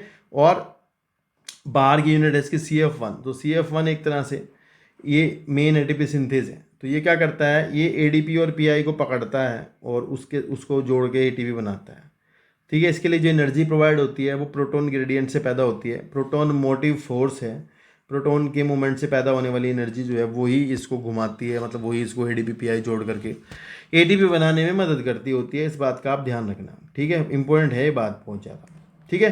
तो ऐसे ATP का फॉर्मेशन होता है। तो आप समझो जितना ज़्यादा हाइड्रोजन ल्यूमेन में आएगा उतने ही ज़्यादा ATP का फॉर्मेशन होगा, समझ रहे हो, सीधा सीधा बात है। अगर अंदर हाइड्रोजन बढ़ रहा है तो बाहर निकलेगा और इसके थ्रू ATP का फॉर्मेशन होगा। अब बाहर आने वाला हाइड्रोजन जो स्ट्रोमा में वापस आया है, ये समझो कि ये वाटर वाला हाइड्रोजन है, मान लो ऐसा। तो ये हाइड्रोजन बाहर आने के बाद आप फिर यहाँ देखोगे कि जो प्लास्टोसाइनिन था, मतलब जो फोटोसिस्टम 1 और 2 के बीच में है, मोबाइल कैरियर है इलेक्ट्रॉन्स का, ये क्या करता है, ये इलेक्ट्रॉन को कैरी करता है साइटोक्रोम B6F से और फोटोसिस्टम 1 को देता है जब इसके पास कमी हो जाती है। यहाँ से इलेक्ट्रॉन आप देखोगे तो फेरेडॉक्सिन के पास जाते हैं, ये स्ट्रोमा साइड में है। इस तरह के सवाल नीट में आते हैं, किधर है स्ट्रोमा साइड, ये यहाँ फेरेडॉक्सिन के पास जाएंगे, फेरेडॉक्सिन इलेक्ट्रॉन को FNR एंजाइम को देगा और ये रिड्यूस कर देगा, NADPH2 बना देगा फाइनली। तो ये जो H है ना, ये कहाँ से उठाया, स्ट्रोमा से उठाया, फाइनली ये स्ट्रोमा से उठाया। तो ये कौन सा हो सकता है, ये वही है जो बाहर निकल के आया था इधर से, ये वाला। तो इसका मतलब ये है कि जो वाटर वाली हाइड्रोजन है जो अंदर निकली हुई है ना, ये वाटर वाली हाइड्रोजन यहाँ पे, तो वाटर वाली हाइड्रोजन जो है वो फाइनली घूम फिर के निकल के ATP बनवाते हुए NADP के पास चली गई। तो मतलब देखो यार, वाटर के इलेक्ट्रॉन जो थे ना, वाटर के इलेक्ट्रॉन भी वहीं पहुँच गए घूम फिर के फोटोसिस्टम 1 2 के थ्रू होते हुए NADP के पास, और वाटर की जो हाइड्रोजन है वो भी आपकी वहीं चली गई है घूम फिर के उसके पास ही, फाइनली देख भी रहे होंगे आप कैसे गई है, ठीक है। तो इससे हमें जो है आपको दोनों को देखो, दो चीज़ें प्राप्त हुई, एक तो NADPH2 प्राप्त हुआ इससे आपको ये, और एक मिला आपको यहाँ पर ATP का फॉर्मेशन प्राप्त हुआ है, ये वाला। तो ये दो चीज़ें बहुत इंपॉर्टेंट हैं कि कैसे इलेक्ट्रॉन के ट्रैवल करने से ATP बनता है। तो ये इलेक्ट्रॉन के ट्रैवल करने से ATP इसलिए बनता है कि जितना इलेक्ट्रॉन इधर जाएगा उतना ही स्ट्रोमा से हाइड्रोजन अंदर आएगा, और फिर हाइड्रोजन जब अंदर आएगा तो अंदर H+ बढ़ेगा और इलेक्ट्रोकेमिकल ग्रेडियंट बढ़ेगा और ATP का फॉर्मेशन होगा। इतना सिंपल टॉपिक है समझने के लिए। लेकिन ये अगर ऐसा हुआ है तो ये नॉन साइक्लिक हुआ है, इसमें इलेक्ट्रॉन जो गए हैं वो वापस नहीं आए घूम फिर के, मतलब वापस थोड़े चले गए तो चले गए, बस ऐसा हुआ है। लेकिन अगर ऐसा हो जाए तो ऐसा हो जाए तो ऐसा समझो, यहाँ पर इस डायग्राम को आप देखो, ये साइक्लिक का डायग्राम है, मान लेते हैं ऐसा है। देखो ये कह रहे हैं कि अगर मान लो कहीं पर फोटो सिस्टम 2 नहीं है, एब्सेंट है, मान लेते हैं फोटो सिस्टम 2 नहीं है और एंजाइम एफएनआर भी नहीं है, ये दोनों चीज़ें नहीं है, तो फिर क्या होगा? तो फिर ये होगा कि देखो यार, यहाँ से क्लोरोफिल है, मतलब ये PS2 1 है, PS1 के इलेक्ट्रॉन जाएंगे, चलो भाई चले गए, PS1 के इलेक्ट्रॉन चले गए तो पकड़ लिए फेरेडॉक्सिन ने, मान लो, चलो भाई कोई बात नहीं, पर आगे एफएनआर तो है नहीं, तो इधर तो डाउन हिल तो जाएगा नहीं अब मामला, ठीक है। ये क्या करता है, ये फिर से फेरेडॉक्सिन जो है इलेक्ट्रॉन्स को इलेक्ट्रॉन ट्रांसपोर्ट सिस्टम में भेज देता है। दैट मीन्स ये देगा फिर से इलेक्ट्रॉन PQ को, PQ फिर से बनाएगा PQH2, वो फिर से देगा इसको साइटोक्रोम B6F को, और फिर वे इलेक्ट्रॉन जाएंगे PC के पास और फिर वापस आएंगे इसके पास। तो इस बार इलेक्ट्रॉन जो है वो घूम रहे हैं, वो फोटो सिस्टम 1 में ही घूम रहे हैं, वहीं टहल रहे हैं, 1 से 1 में ही घूम रहे हैं। लेकिन इससे फ़ायदा क्या हुआ? इससे फ़ायदा ये हुआ है कि जब इलेक्ट्रॉन PQ के पास आएंगे तो आपको समझ में आ गया होगा कि PQ के पास इलेक्ट्रॉन आने का मतलब ये है कि हाइड्रोजन स्ट्रोमा से पकड़ा जाएगा और अंदर डाला जाएगा। तो जब हाइड्रोजन अंदर डाला ही गया है तो हाइड्रोजन फिर इधर डाला है तो इधर से बाहर निकलेगा, तो इसका मतलब ATP बनेगा। तो साइक्लिक इलेक्ट्रॉन फ्लो जो होता है उससे जो एनर्जी है सन की, वो ATP के फॉर्म में कन्वर्ट की जा रही है सिर्फ। NADPH2 इसमें नहीं बनता, PS2 इसमें भाग नहीं लेता, ऑक्सीजन इसमें नहीं निकलती, NADPH2 इसमें नहीं बनता है। तो ये बात ध्यान रखना, नॉन साइक्लिक इलेक्ट्रॉन फ्लो में NADPH2 बनता है, ऑक्सीजन भी निकलती है और वाटर भी टूटता है। इसमें ना वाटर टूटता है, इलेक्ट्रॉन फोटो सिस्टम 1 में ही घूमते रहते हैं। तो ये है साइक्लिक फोटोफॉस्फोरिलेशन। और एक है नॉन साइक्लिक फोटोफॉस्फोरिलेशन, जो जेड स्कीम है वो नॉन साइक्लिक में आएगा, ठीक है।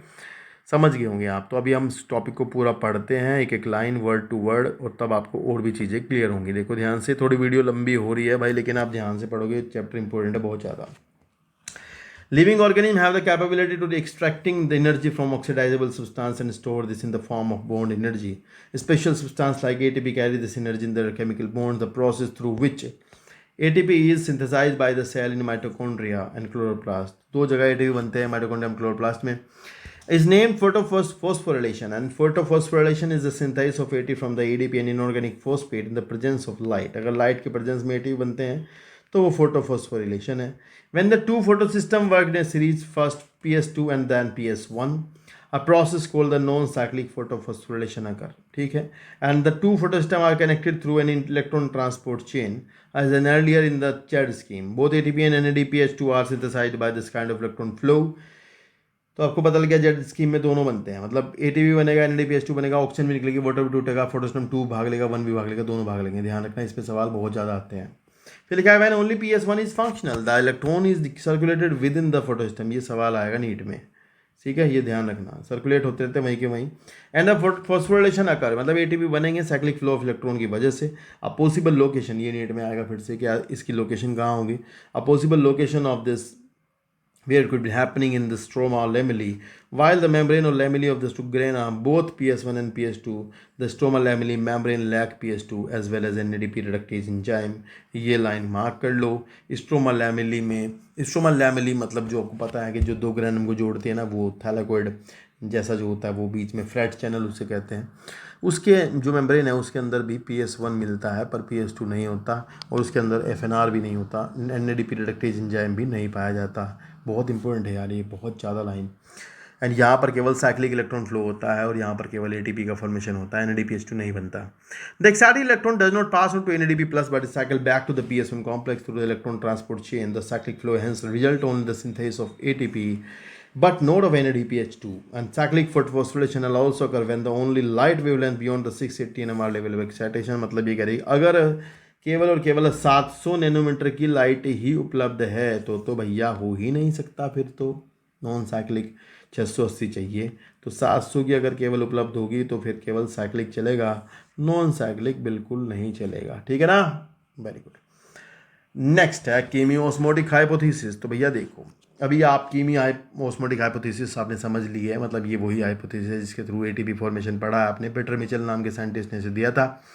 कैसे बनता है ATP आपको समझाया था, अभी एक बार फिर से पढ़ता हूँ, एक बार फिर से बताऊँगा। देखो इसी में चैप्टर में यही समझने की चीज़ें हैं, इससे आपको समझ में आ गई जगत चीज़ें तो क्वेश्चन आपके बन जाएंगे। लिखा है let us now try understand how actually ATP synthesized in the chloroplast. The chemiosmotic hypothesis has been put forward to explain the mechanism like in respiration जैसे आप अगले चैप्टर में पढ़ोगे माइटोकॉन्ड्रिया में कैसे एटीपी बनते हैं, ऐसे यहाँ बनते हैं।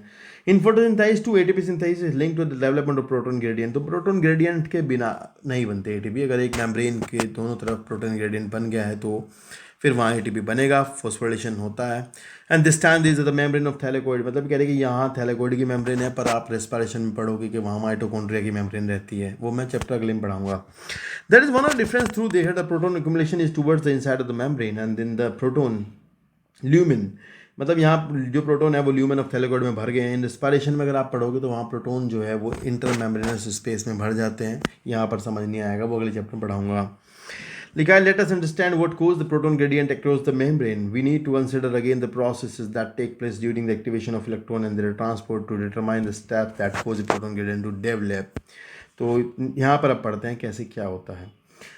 कह रहे सबसे पहले ना वहाँ जाओ जहाँ वाटर टूटता है। Since the splitting of water molecule takes place, very good, on the inner side of the thylakoid membrane towards the lumen. ये है सवाल, कहाँ? ल्यूमेन की तरफ लिखा है, towards the inner side the proton और hydrogen ion that are produced by the splitting of water accumulate with in the lumen. Proton वहीं भर जाएंगे थैलेकॉइड की ल्यूमेन में। फिर क्या होगा? फिर होगा ये कि एज इलेक्ट्रॉन जो है वो इलेक्ट्रॉन ट्रांसपोर्ट चेन में जाएंगे। As electron move through the photosystem proton are transported. Proton are transported मतलब जब इलेक्ट्रॉन जो है मूव करेंगे उसमें तो पता ही आपको क्या होगा। पहले इलेक्ट्रॉन प्राइमरी इलेक्ट्रॉन एक्सेप्टर के पास जाएंगे, फिर वहाँ से प्लास्टोक्यूनोन पकड़ लेगा। लिखा है कि protons are transported across the membrane. This happen because the primary acceptor of the electron which is located. यार ये मार्क करो, इसकी पोजीशन पूछेंगे, बहुत तेज है ये। कह रहे primary electron acceptor of electron which is located towards the outer side of the membrane. कहाँ लोकेटेड है? Outer side of the membrane पर लोकेटेड है। अब वो अपने इलेक्ट्रॉन ट्रांसफर करता है not to an electron carrier but to an hydrogen carrier that is PQ। मतलब वो अपने इलेक्ट्रॉन प्लास्टोक्यूनोन को भेजता है। ध्यान रखना, प्लास्टोक्यूनोन एक इलेक्ट्रॉन कैरियर तो है ही, पर साथ ही साथ प्लास्टोक्यूनोन हाइड्रोजन कैरियर भी है। लिखा है this molecule remove A proton from the stroma. तो इसकी वजह से स्ट्रोमा से एक प्रोटॉन अंदर आ जाएगा। When this molecule pass in electron to the electron carrier on the inner side of the membrane यानी PC the proton is release, मतलब यानी साइटोक्रोम B6F है। सॉरी ये इनर साइड पे पता किसकी बात हो रही है? साइटोक्रोम B6F की बात हो रही है। और ये कह रहे हैं कि the proton is release into the inner side of the lumen of the membrane. Proton जो कहाँ रिलीज होगा? इनर साइड पे, मतलब प्रोटोन अंदर ल्यूमेन में फेंक दिया जाएगा। The NADP reductase enzyme is located on the stroma site of the membrane। तो ये भी सवाल बनेगा।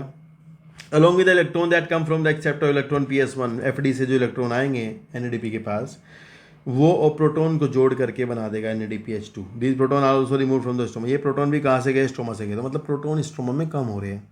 देखो मतलब ग्रेडियंट होगा ना, एक तरफ कम हो रहे एक तरफ ज़्यादा हो रहे हैं, तो तभी ATP बनते हैं भाई, ठीक है ना। Hence within the chloroplast proton in the stroma decrease in number while in the lumen there is accumulation of the proton. This create a proton gradient across the membrane and as well as measurable decrease in the pH in the lumen. Why we are so interested in gradient? हम ये कह रहे हैं कि हम इतना ज़्यादा क्या इसमें सोच रहे हैं कि ग्रेडियंट बन गया तो भैया पता ही है ग्रेडियंट बनेगा तो मेम्ब्रेन में लगा एक एंजाइम जिसे कहते हैं ATP सिंथेज। उसका जो ट्रांस मेम्ब्रेन चैनल वाला पार्ट है CF नोड, उसमें से निकल के जब प्रोटोन बाहर आएंगे स्ट्रोमा में तो जो एनर्जी निकलती है PMF से जो एनर्जी निकलती है वो एनर्जी बाहर वाली यूनिट F नोड F1 जो है वो ATP बनाने में यूज करती है। Why are we so interested in the proton gradient? This gradient is important because of its breakdown of this gradient has lead to the synthesis of ATP. The gradient is broken down due to the movement of the proton across the membrane. Gradient टूट जाएगा, proton बाहर निकल के आएंगे and stroma through the trans membrane channel. सवाल आएगा trans membrane channel कौन है? तो आप बता दोगे CF नोड है। The ATP synthase enzyme consists of two parts and one is CF node is embedded in the thylakoid membrane is called as the transmembrane channel। फिर से सवाल है ये। and that carries out the facilitated diffusion। तो facilitated diffusion है proton ions का इसके through. the other portion is called CF1 and protrude on the outer surface of the thylakoid। CF1 बाहर निकला रहता है and that face the stroma। The breakdown of the gradient provide enough energy to cause conformational change in the CF1। बाहर वाली unit में energy जो निकलती है उससे चेंज होते हैं जो कि ATP बनाती है। ध्यान रखना भाई ये, ठीक है ना। बढ़िया सवाल है, कॉन्सेप्चुअल कोई क्वेश्चन आएगा तो, लेकिन आएगा तो यही ट्रांसमेम्ब्रेन चैनल कहाँ घुसा होता है थैलेकॉइड की मेम्ब्रेन में। फिर लिखा है कीमियोस्मोसिस, मतलब जो हुआ है ये कीमियोस्मोसिस से कहते हैं। इस थ्योरी में क्या क्या चाहिए होता है, एक तो मेम्ब्रेन चाहिए होती है जो कि यहाँ थैलेकॉइड की है, एक प्रोटॉन का पंप चाहिए मतलब जो साइटोक्रोम B6F है, एक प्रोटॉन ग्रेडियंट बना है, एटीपी सिंथेज एंजाइम चाहिए, energy use to pump proton across membrane to create a gradient high concentration proton with in the thylakoid lumen, ATP synthase has a channel मतलब वही transmembrane channel that allow the diffusion of proton back across the membrane, that is really enough energy to activate ATP synthase enzyme that catalyze the formation of ATP। मतलब जो lumen से निकल के proton transmembrane channel के through बाहर आते हैं तो वो इतनी एनर्जी बनाते हैं कि बाहर वाली यूनिट ATP बनाने में यूज कर लेती है, ठीक है ना। चलिए अब है इम्पोर्टेंट सवाल, आप समझ जाना कि इस पूरे मसले से हमें क्या प्राप्त हुआ। हमें यहाँ से NADPH2 मिला, हमें यहाँ से O2 मिली, हमें यहाँ से ATP मिले, इन सब का प्रयोग हम कहाँ करेंगे। अगला सवाल ये है, अगला सवाल है कि भाई जो आपने ATP और NADPH2 बना लिया, चलो ऑक्सीजन तो चलेगी एटमॉस्फेयर में भाग गई है भाई, लेकिन आप इन दोनों का क्या प्रयोग करोगे, ये कहाँ यूज होंगे और कहाँ आपसे यूज में लाओगे।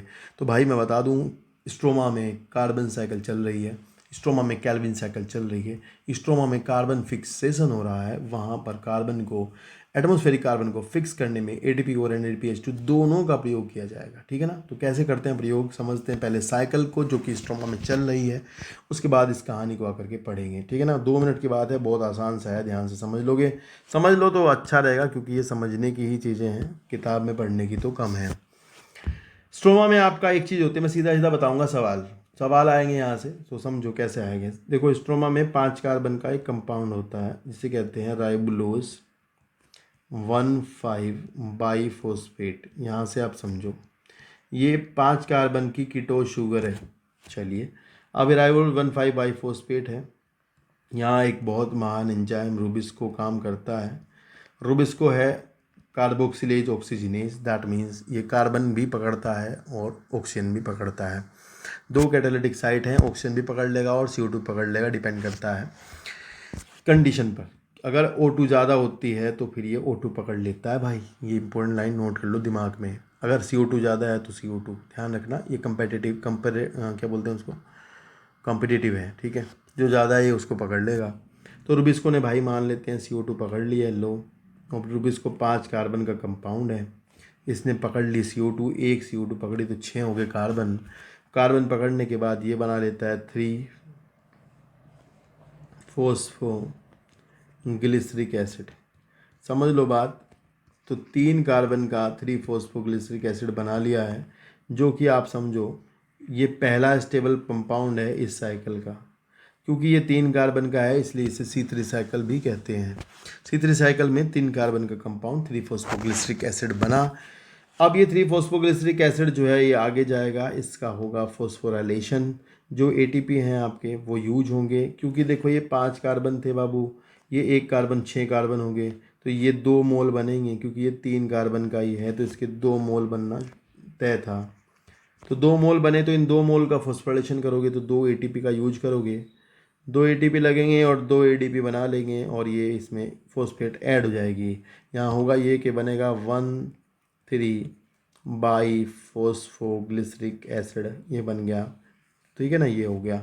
अभी क्या होगा, वापस से 1,3 बाईफॉस्फोग्लिसरिक एसिड का आपने जो NADPH2 बनाया है उससे आप करोगे इसका रिडक्शन, तो ये NADPH2 यूज होगा और NADP निकल जाएगा बाहर, और आपका ये 2 मोल है इसके, तो ये भी अभी 2 ही मोल 2 NADPH2 लगेंगे और आपका बन जाएगा। देखो जब फॉस्फोग्लिसरिक एसिड है रिड्यूस होके बना लेगा एल्डिहाइड, तो बना लेगा 3 फॉस्फोग्लिसरल्डिहाइड, 3 फॉस्फोग्लिसरल्डिहाइड के 2 मोल, ठीक है, ये बना लिया और यहाँ से एक H3PO4 बाहर निकल जाएगा, ठीक है।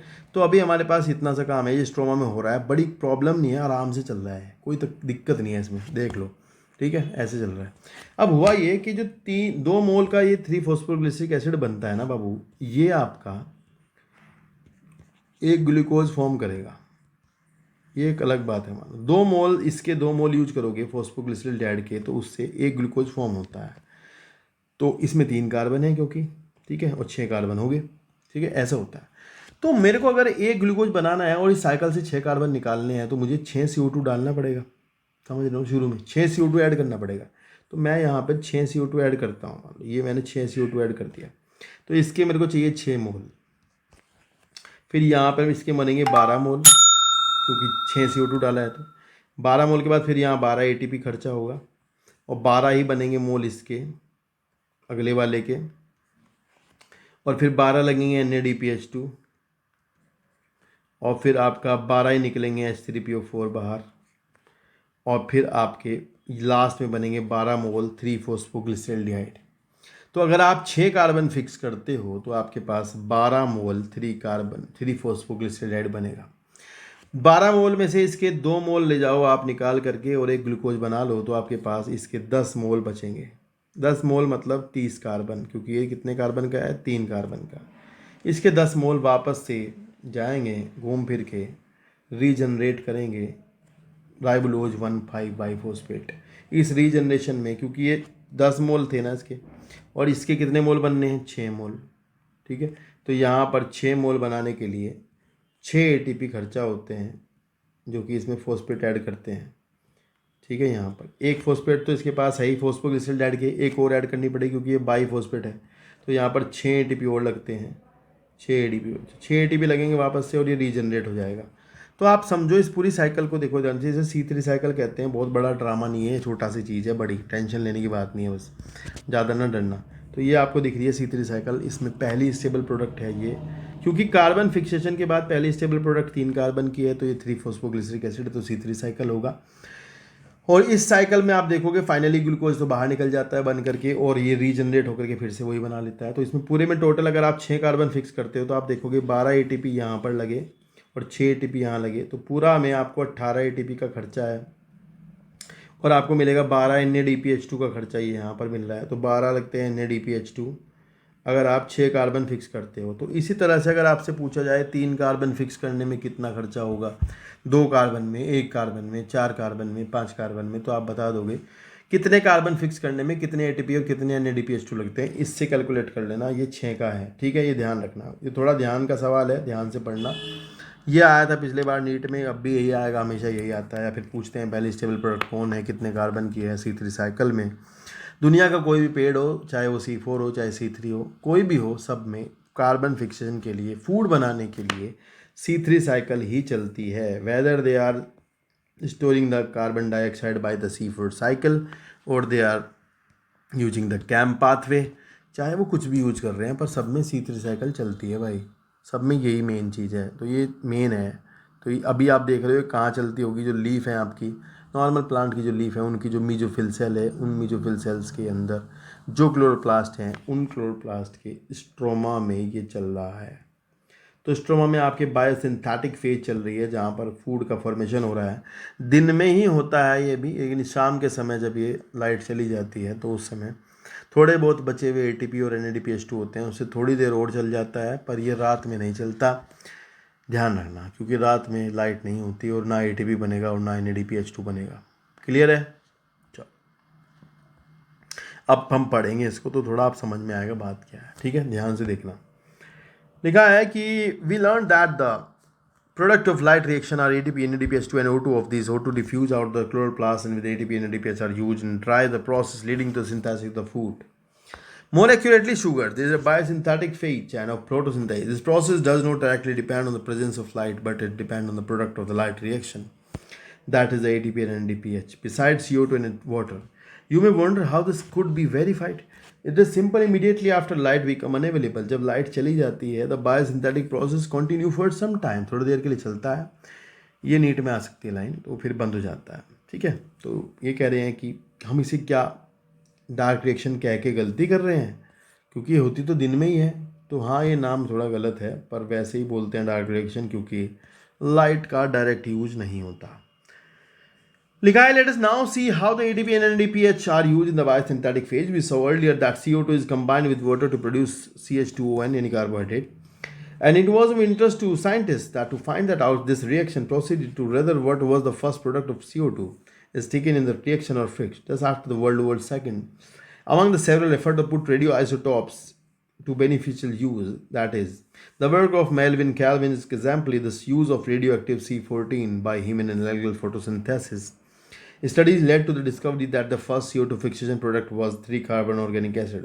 तो इन्होंने कार्बन 14 का यूज करके एल्गी क्लोरेला और स्कैंडेस्मस, दो एल्गी क्लोरेला एंड स्कैंडेस्मस एल्गी का यूज करके केल्विन ने कार्बन का पाथ बताया, कार्बन कैसे किस किस इंटरमीडिएट से होता हुआ कहाँ कहाँ से होता हुआ फूड में पहुँचता है। तो ये ध्यान रखना, कार्बन 14 वाला सवाल बहुत तगड़ा है या पेपर में आएगा। Henin also contributed to working out the complete biosynthetic pathway and said about Kelvin cycle. After him, the first product of this, the 3-phosphoglyceric acid, and showed in PCA. How many carbon does it have? That it have 3 carbons. Next है, scientist also try to know, ये कह रहे हैं कि scientist जानना चाहते थे कि दुनिया में ऐसे और भी क्या पौधे हैं जो जो पहली प्रोडक्ट 3 कार्बन की नहीं बनाते हों, क्या पता वो कुछ और पहले कुछ और बनाते हों, ये जानना चाहते थे। Scientists also try to know whether all the plant have PGA as the first product of CO2 fixation or whether any other product was formed in another plant. Experiment conducted over a wide range of plants led to the discovery of another group of plants where the first stable product of CO2 fixation was again an organic acid.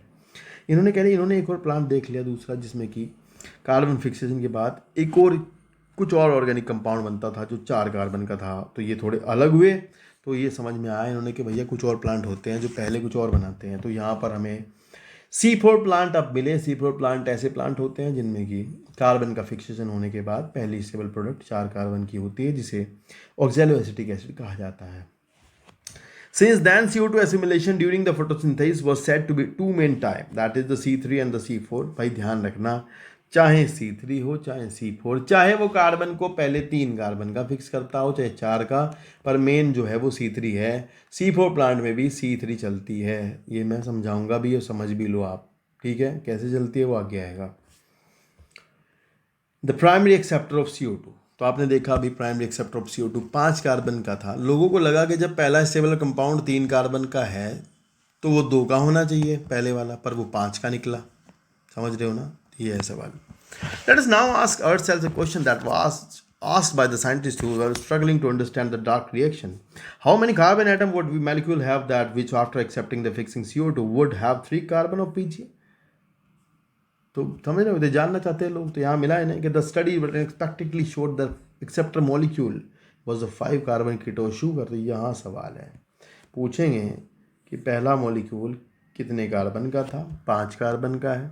और ये सवाल अगला है कि ketose sugar है वो क्या है भाई, कीटोस शुगर 2 तरह की होती है ना, ग्लूकोज तो होता है एल्डोज, तो ये है ketose. And राइबोलोज biphosphate is the first electron acceptor, sorry CO2 acceptor. Did any of you think of this possibility? Do not worry. The scientists also took a long time and conducted many experiments to reach this conclusion. They also believed that since the first product was C3 acid and the primary acceptor would be 2 carbon compound, they spent many years in trying to identify a 2 carbon compound before they discovered the 5 carbon RUBP. तो इससे पहले लोग बहुत दिमाग खपा रहे थे अपना कि उन्हें देखा 2 कार्बन का होगा, पर मिला नहीं, 5 का मिला बाद में। फिर लिखा था केल्विन साइकिल, अभी जो मैंने समझाई है वो फिर से लिखी है यहाँ, आप फिर से समझो। Kelvin and his co-workers and then worked out the whole pathway and showed that the pathway operated in a cyclic manner. The RUBP was regenerated, वापस से बन गया है। Let us now see how the Kelvin pathway operates and where the sugar is synthesized. Let us the outset understand very clearly that the Kelvin pathway occurs in the all photosynthetic plant. It does not matter whether they have C3 or C4 pathway. ये है सवाल भाई, चाहे वो C3 हो चाहे वो C4 हो, सब में C3 चलता है, पक्की बात है। For ease of the understanding, the Kelvin cycle can be described under these 3 stages. That is, first is carboxylation, the second one is reduction and regeneration. Carboxylation तो CO2 ऐड होती है, रिडक्शन जहाँ NADPH2 लगता है, regeneration जहाँ ATP लग के वापस से रीजनरेट होता है RUBP। कार्बोक्सिलेशन पहला स्टेप है जो आपने देखा, इसमें रूबिस्को का काम हुआ है। Carboxylation is the fixation of CO2 in the stable organic intermediate, that is PGA। Carboxylation is the most crucial step of the Kelvin cycle, where CO2 is utilized for the carboxylation of RUBP. This reaction is catalyzed by the enzyme RUBP carboxylase, which results in the formation of 2 molecules of 3-PGA. Since this enzyme also has an oxygenation activity. यार ये सुन लो, rubisco जो है ना, जब CO2 और O2 बराबर concentration में होती है ना, पता देखो यार, पता क्या, एक क्लोरोप्लास्ट है, उसी के अंदर थैलेगोइड है, वहीं O2 निकल रही है, वहीं बराबर में स्ट्रोमा है, वहीं पे चल रहा है रुबिस्को का काम। तो रुबिस्को के आसपास O2 होगी नहीं होगी, होगी ही। तो वो O2 रुबिस्को को तंग करती है, क्योंकि रुबिस्को O2 भी पकड़ता है। तो बेचारे जो C3 प्लांट होते हैं ना, उनका रुबिस्को जो होता है वो हमेशा परेशानी में रहता है। वो अपना हमेशा फुल 100% दे ही नहीं पा रहा होता, क्योंकि वहाँ O2 है ही, O2 वहाँ है तंग करने को। तो रुबिस्को O2 पकड़ लेता है और वो उसकी कैटालिटिक साइड भर देती है, उसकी जो एक्टिविटी है CO2 फिक्सेशन की वो कम हो जाती है। तो जो C3 प्लांट होते हैं जिनमें पहले कंपाउंड 3 कार्बन का फिक्स ऑर्गेनिक कंपाउंड होता है, वो बेचारे जो है ना हमेशा अपना हाई नहीं दे रहे होते हैं।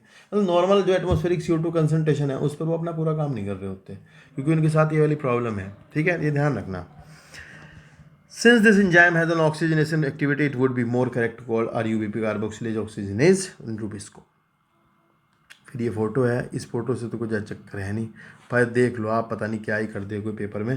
कार्बोक्सिलेशन हुआ, रुबिस्को लगा RUBP का, और फिर बना 3PGA, फिर इसका रिडक्शन दिखाया है, ATP लग गया, मतलब एक ही साथ दिखा दे सब कुछ।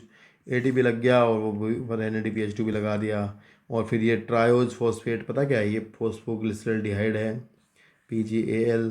इससे सुक्रोज या स्टार्च बना दिया और वापस फिर रीजनरेट कर दिया ATP का खर्चा करके, RUBP। ठीक है, ये ध्यान रखना बस। तो कितना नंबर यहाँ दिए नहीं है, मैंने समझा दिया आपको, आगे नंबर भी आएगा तो वहाँ पढ़ते हैं। यहाँ लिखा है रिडक्शन होगा दूसरा step. These are the series of reaction that lead to the formation of glucose. The step involve utilization of 2 molecule of ATP लगे, और 2 ATP लगने के बाद एक कार्बन जो है वो आपका मतलब एक मॉलिक्यूल है 3 फॉस्फोग्लिसरिक एसिड का, 2 ATP लगने के बाद बन गया 1,3 फॉस्फोग्लिसरिक एसिड। फिर उसका 2 NADPH2 लगा करके रिडक्शन किया गया। The fixation of 6 molecule of CO2 and 6 turn of the cycle are required. भाई 6 बार चलेगा, अगर एक ग्लूकोज बनाना तो ये चक्कर 6 बार चलाना पड़ेगा। एंड लिखा है कि for the formation of molecule of glucose, मतलब एक ग्लूकोज 6 कार्बन का है तो 6 बार चलेगा। फिर लिखा है regeneration of the CO2 acceptor molecule RUBP is crucial if the cycle is not continue and interrupted. The regeneration step require 1 ATP for photophosphorylation for the AUBP। तो लिखा है hence for every CO2 molecule entering the Calvin pathway the 3 molecule of ATP and 2 NADPH required. तो ये NEET में आया था पिछले साल, ध्यान रखना भाई। ठीक है, यहाँ से फिर लिखा है कि it is probably to meet this difference number of ATP and NADPH choose in the dark reaction that the cyclic photophosphorylation takes place. तो ये देखो कह रहे हैं ATP लगते हैं 18, NADPH लगते हैं 12, तो ये कहाँ से आते हैं फालतू, तो साइक्लिक फोटोफॉस्फोरेशन जो होता है ना उससे आते हैं। To make 1 molecule of glucose 6 turn of the cycle required.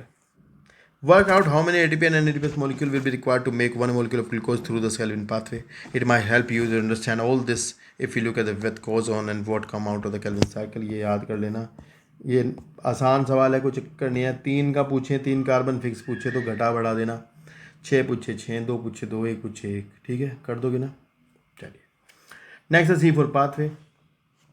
लिखा है कि the C4 pathway and plants that are adapted to dry tropical region have the C4 pathway।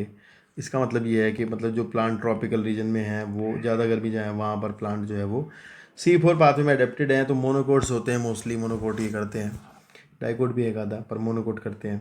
And though this plant have the C4 oxaloacetic acid is the first CO2 fixation product. तो भाई इनमें पता क्या होता है, इनमें जब atmosphere से CO2 आती है ना, तो पहले सिवल प्रोडक्ट जो बनती है ना वो 4 कार्बन की होती है। जैसे पीछे तो 3 कार्बन की बनी थी, इन प्लांट में पहले 4 कार्बन की बनती है प्रोडक्ट। तो मैं क्या कर रहा हूँ, पहले समझाता हूँ इसको फिर पढ़ेंगे। ठीक है, तो यहाँ बनाता हूँ इस जगह पे। ठीक है, बराबर वाला डायग्राम है, आप इससे मैच कर लेना। ये तो ऐसे ही है, मैं जो समझाऊंगा वो देख लो, यहाँ देख लो, इसी पे समझाता हूँ। चलो होता पहले ही वो समझो कि इन प्लांट के अंदर ना एक लीफ जो होती है ना थोड़ी अलग होती है। इन प्लांट के अंदर ना जो लीफ की एनाटॉमी है ना वो नॉर्मल लीफ से अलग होती है। देखो ये नॉर्मल लीफ ऐसी होती है, मान लो, अरे भाई बन जा। देखो यार ऐसा है, ये लीफ के एनाटॉमी में पता है, नॉर्मली में तो ऐसा होता है कि मीजोफिल सेल्स होती हैं इस तरह से, पैलिसेड पैरेन्काइमा, यहाँ पर आपका वेस्कुलर बंडल, उसके चारों तरफ बंडल शीथ सेल, मतलब ऐसे होते हैं ना बंडल शीथ सेल्स, और इस तरह से मीजोफिल होती हैं अरेंज कहीं कहीं, मतलब अलग से इस तरह से है। ये तो नॉर्मल लीफ का एनाटॉमी है, आपको पता है। लेकिन अगर आप यहाँ देखोगे इन प्लांट्स के अंदर, इन प्लांट में एक खास चीज़ होती है, पता है क्या, ये मान लो लीफ है और यहाँ पर देखो आप वेस्कुलर बंडल है बीच में, तो वैस्कुलर बंडल के पास पता क्या होगा, वैस्कुलर बंडल में होगा बंडल शीथ सेल। भाई वैस्कुलर बंडल के चारों तरफ होंगे यहाँ पे बंडल शीथ सेल, ऐसे बंडल शीथ है, ऐसा होगी बंडल शीथ तो होती है। लेकिन पता क्या है, जो मीजोफिल सेल है ना वो बंडल शीथ से ऐसे निकलते हुए दिखाई देंगे, यू इस तरह से। जो मीजोफिल सेल है ना बंडल शीथ से ऐसे निकलते हुए दिखाई देंगे, यू इस तरह से, यू। तो मीजोफिल सेल ऐसे बंडल शीथ ये रेडिएटिंग मैनर में दिखाई देंगे निकलती हुई ऐसे। तो ये एक अलग चीज़ है, ये नॉर्मली नहीं होता, ये उन्हीं में होता है जो सीफर प्लांट होते हैं। इस तरह की लीफ की एनाटॉमी जिसमें बंडल शीथ सेल्स के चारों तरफ मीजोफिल सेल्स इस तरह रेडिएटिंग मैनर में लगी होती हैं, इसे क्रेंज एनाटॉमी कहते हैं। क्या कहते हैं? क्रेंज एनाटॉमी। तो क्रेंज एनाटॉमी आप देखो, ये है आपकी मीजोफिल सेल बाहर वाली, अंदर वाली है बंडल शीथ सेल। तो अभी अपन जो समझेंगे ना वो इन दोनों का ही गेम है। किस किस का? मीजोफिल का और बंडल शीथ का। यहाँ थोड़ा एक चीज़ बता दूँ जिससे आपका क्लियर हो जाए। मान लो ये एपिथेलियम है और यहाँ स्टोमेटा। अबे क्या बन गया, मान लो चलो ये स्टोमेटा है, इतना बड़ा ही बन गया। इससे आएगी CO2 अंदर, हटाओ ये स्टोमेटा, इससे आएगी CO2 अंदर, गैस है यहाँ आएगी, पहले जाएगी मीजोफिल में। ठीक है, समझ लो बात को। और मैं बता दूँ आपको, जो मेन साइकिल है, जो मेन साइकिल तो आपको पता है C3 है, तो वो बंडल शीथ सेल के अंदर चलती है main cycle. Bundle sheath cell का जो क्लोरोप्लास्ट होगा, बंडल शीथ सेल के क्लोरोप्लास्ट के स्ट्रोमा में चलती है C3 साइकिल। तो मेरे को CO2 कहाँ पहुँचानी है? वहीं। CO2 कहाँ जाएगी? वहीं ना पहुँचाई जाएगी, क्योंकि काम तो वहीं होना है असली। लेकिन CO2 बाहर से आएगी तो सीधा नहीं जाती वहाँ, पहले जाएगी मीजोफिल में, यहाँ पे मीजोफिल पे जाती है। तो मीजोफिल से CO2 कैसे बंडल शीथ में जाएगी ये सीखना है आपको। मेन तो C3 साइकिल ही है, हमें तो सीखना ये है कि how CO2 will travel from mesophyll to the bundle sheath cell. तो जब आपकी CO2 बंडल मीजोफिल में आती है, तब वो पहले जब यहाँ पर आएगी मीजोफिल में तो फिक्स होती है, तो यहाँ पर वो 4 कार्बन का कंपाउंड बनाती है।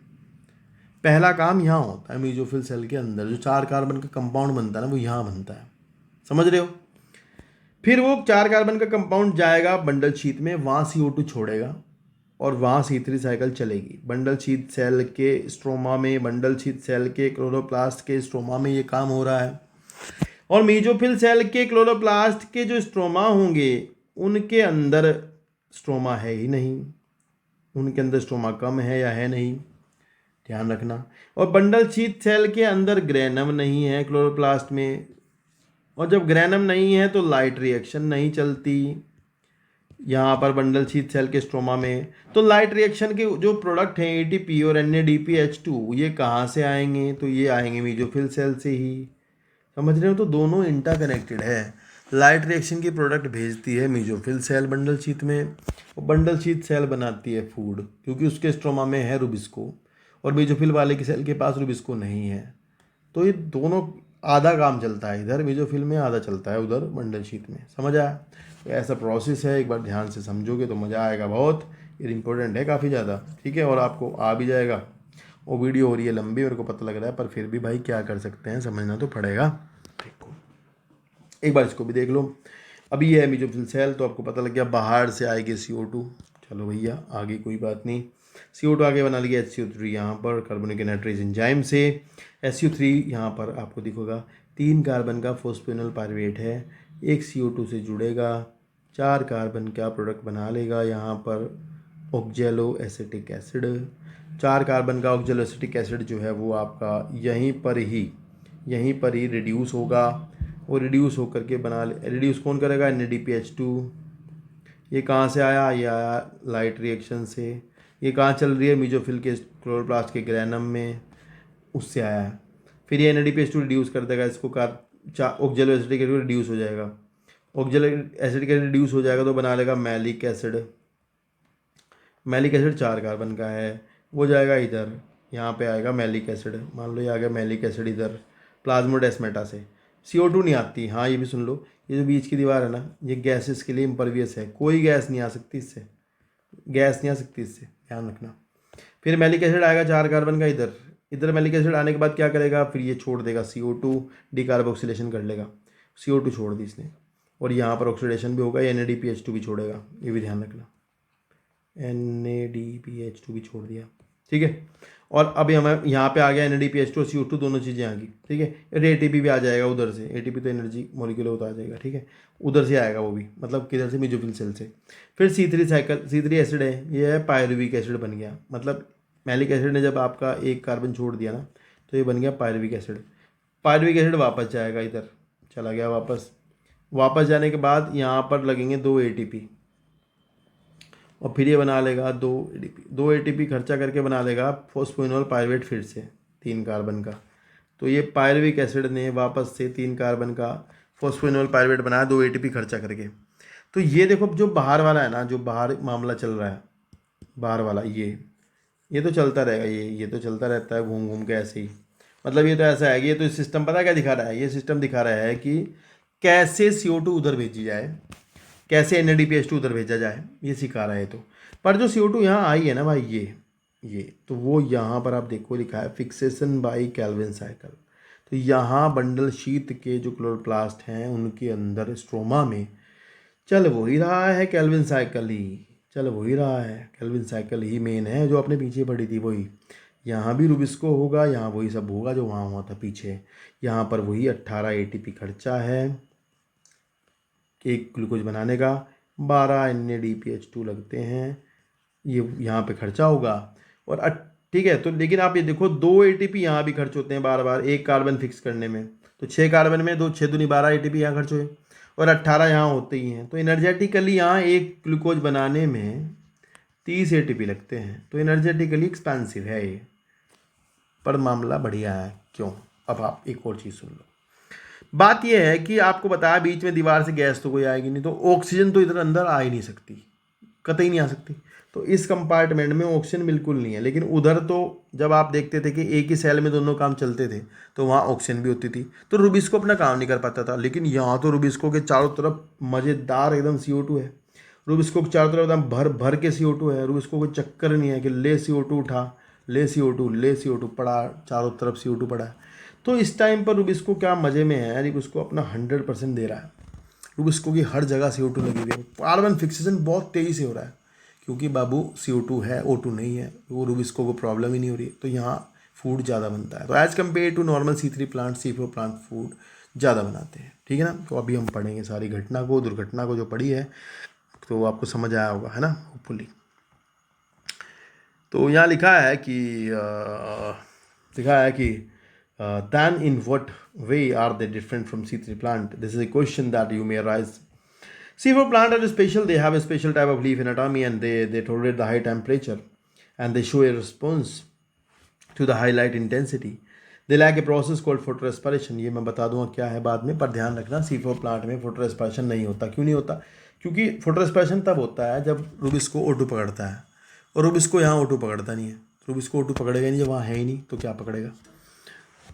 लिखा है कि एंड ये बहुत तगड़ा सवाल है, आएगा, ये मार्क कर लो इसको। Study vertical section of the leaf, one of C3 plant and the other C4 plant. Do you notice the difference? Do you both have the same type of mesophyll? नहीं, दोनों में अलग अलग होती हैं। द पर्टिकुलरली लार्ज सेल, ये mark करो, सवाल है, around the vascular bundle C4 bundle sheath sales, ये मार्क करो।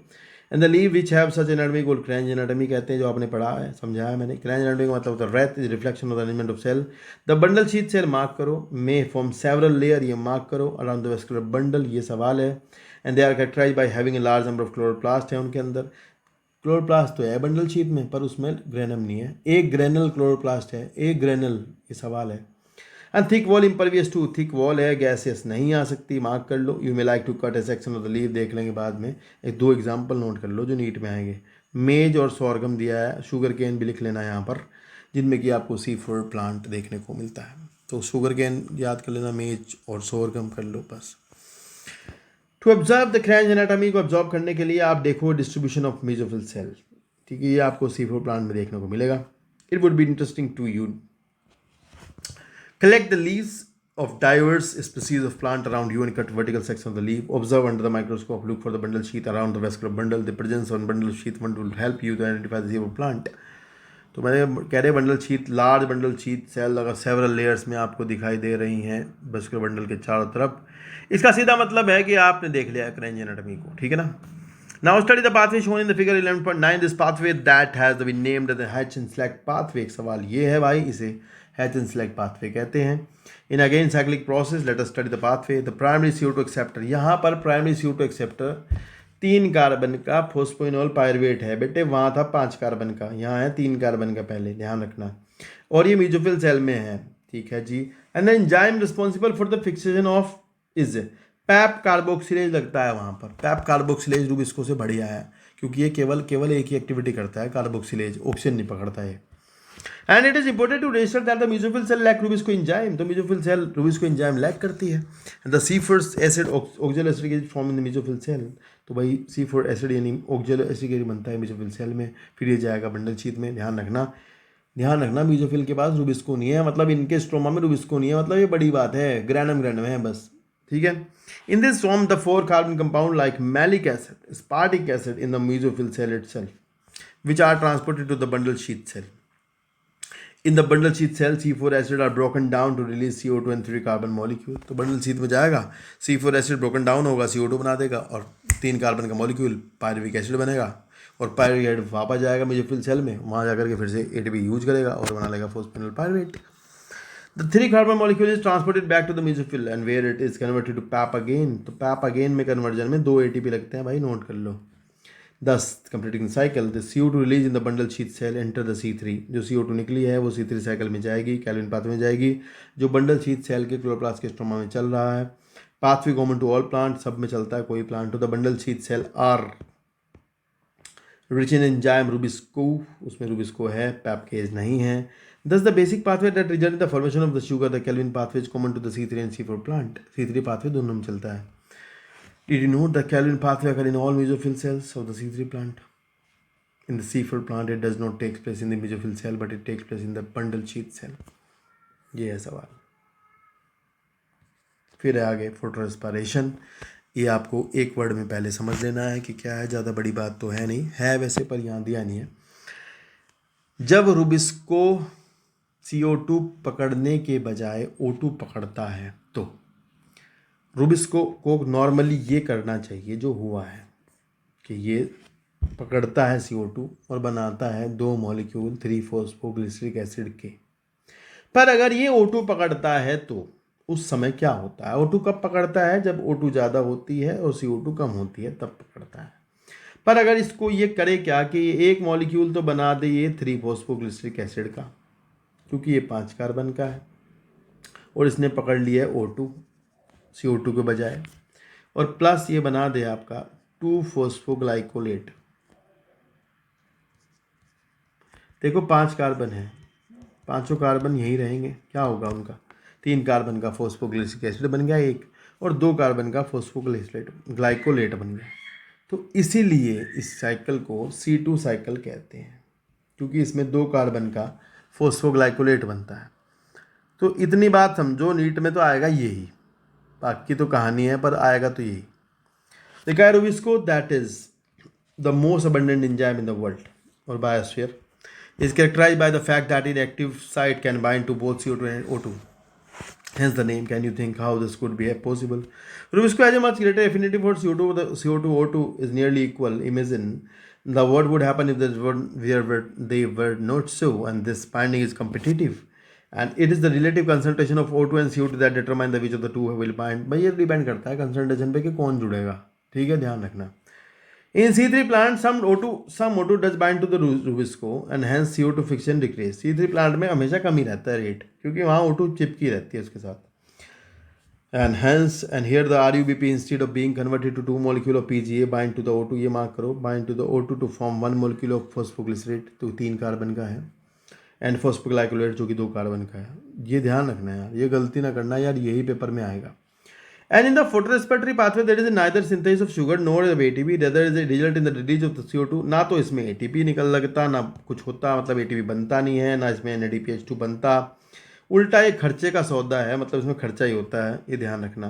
तो ये लाइन नीट में बहुत आती है कि ना तो ATP बनता ना NADPH2 बनता, क्या है? उल्टा डीकार्बोक्सिलेशन हो जाता है। मैं बता दूँ आपको, उल्टा इस प्रोसेस में CO2 बाहर छोड़ देता है प्लांट, तो ये करना तो चाहिए फिक्स, और उल्टा ये छोड़ रहा है बाहर, तो ये बहुत नुकसान का मामला है, ये ध्यान रखना।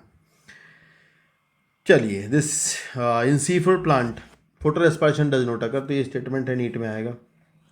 This is because they have a mechanism that increase the concentration of CO2, the enzyme site. तो पता ही आपको, भी देखा आपने, बंडल शीट सेल में केवल CO2 होती है, O2 होती नहीं.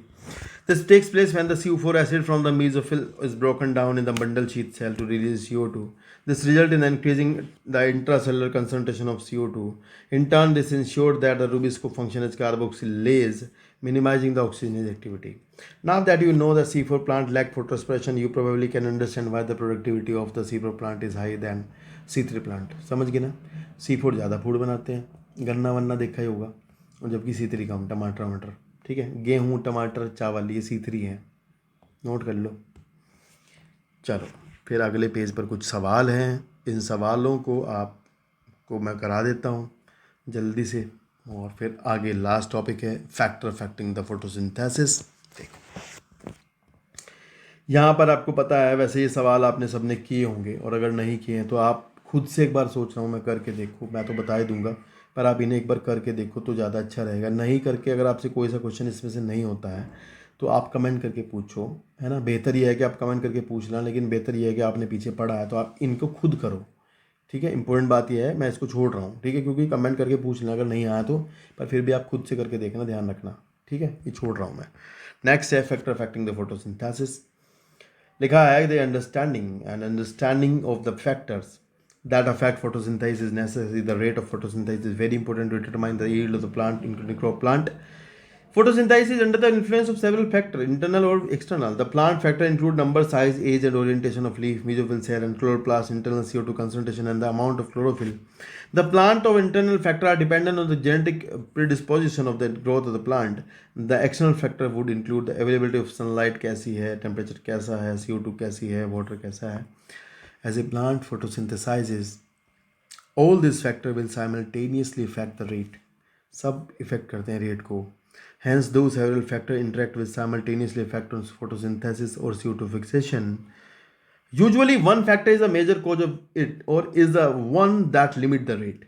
तो यार ध्यान रखना, जब 4-5 फैक्टर किसी एक ही रिएक्शन को प्रभावित कर रहे होते हैं तो उनमें से एक जो होता है वो लिमिटिंग होता है, वो ही रेट डिटरमाइन करता है. जैसे कि आप समझो किसी रिएक्शन में जैसे कि 4 चीज़ें लगी हैं कहीं पर, तो उनमें से कोई एक चीज़ कम है, तो अब रेट किस पर डिटरमाइन होगा? जो कम है. सबसे कम जो है वो उसको बढ़ाओगे तो रेट बढ़ेगा, क्योंकि अगर चारों में से एक जो कम होगा वही लिमिटिंग होगा. मतलब जो लिमिटिंग होगा वो रेट डिपेंड करेगा उस पर. ध्यान रखना. तो लिखा है कि when several factor affect any biological chemical process, Blackman's 1905 law of limiting factor come into the effect. If a chemical process, कैसा भी biological भी हो, if a chemical process is affected by one or more one factor, there is a rate will be determined by the factor that is nearest to its minimal value. जो सबसे कम होगा उस पर depend करेगा. And is the factor which directly affect the process of its quantity is changed. अगर उसकी quantity बढ़ाओ घटाओगे तो उस पर डिपेंड करेगा. ठीक है, ऐसा. For example despite the presence, कह रहे ग्रीन लीफ भी है, कह रहे ऑप्टिमल लाइट भी है, कह रहे CO2 कंडीशन में सही है, फिर भी प्लांट कर नहीं रहा फोटोसिंथेसिस. कह रहे टेम्परेचर कम है. अगर ऊपर जाओगे पहाड़ पर सब कुछ है, टेम्परेचर तो है नहीं, तो वहाँ कम होगी फोटोसिंथेसिस. तो लिमिटिंग कौन हुआ? टेम्परेचर. रेट किस पर है? टेम्परेचर पर. टेम्परेचर बढ़ाओ रेट बढ़ गया. ठीक है ना. चलो नेक्स्ट पहला फैक्टर दिखा है लाइट. यहाँ से देखो ध्यान से, आसान सी बात है. कह रहे पहले लाइट इंटेंसिटी बढ़ाते रहे, रेट बढ़ता रहा, बढ़ता रहा, पर एक पॉइंट पे जाके रुक गया.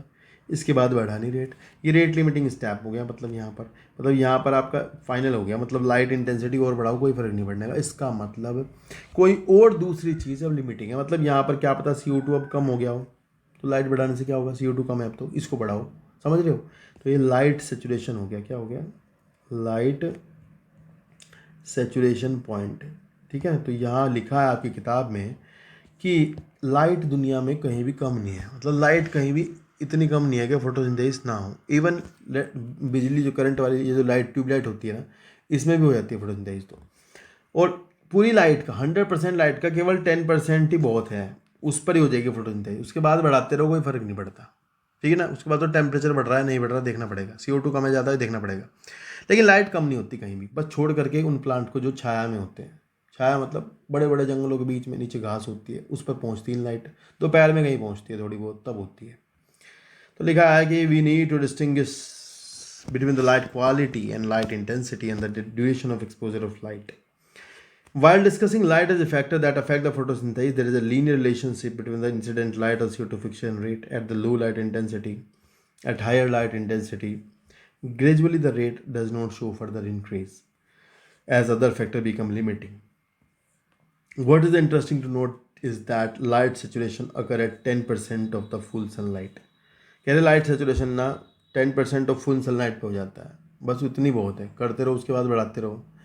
कह रहे except for the shaded plant, मतलब जो छाया में पाए जाने वाले हैं उनको तो दिक्कत है लाइट की, पर बाकियों को नहीं होती. Light is really limiting factor in nature. Increase, यहाँ से नीट में आएगी, लाइन मार्क कर लो.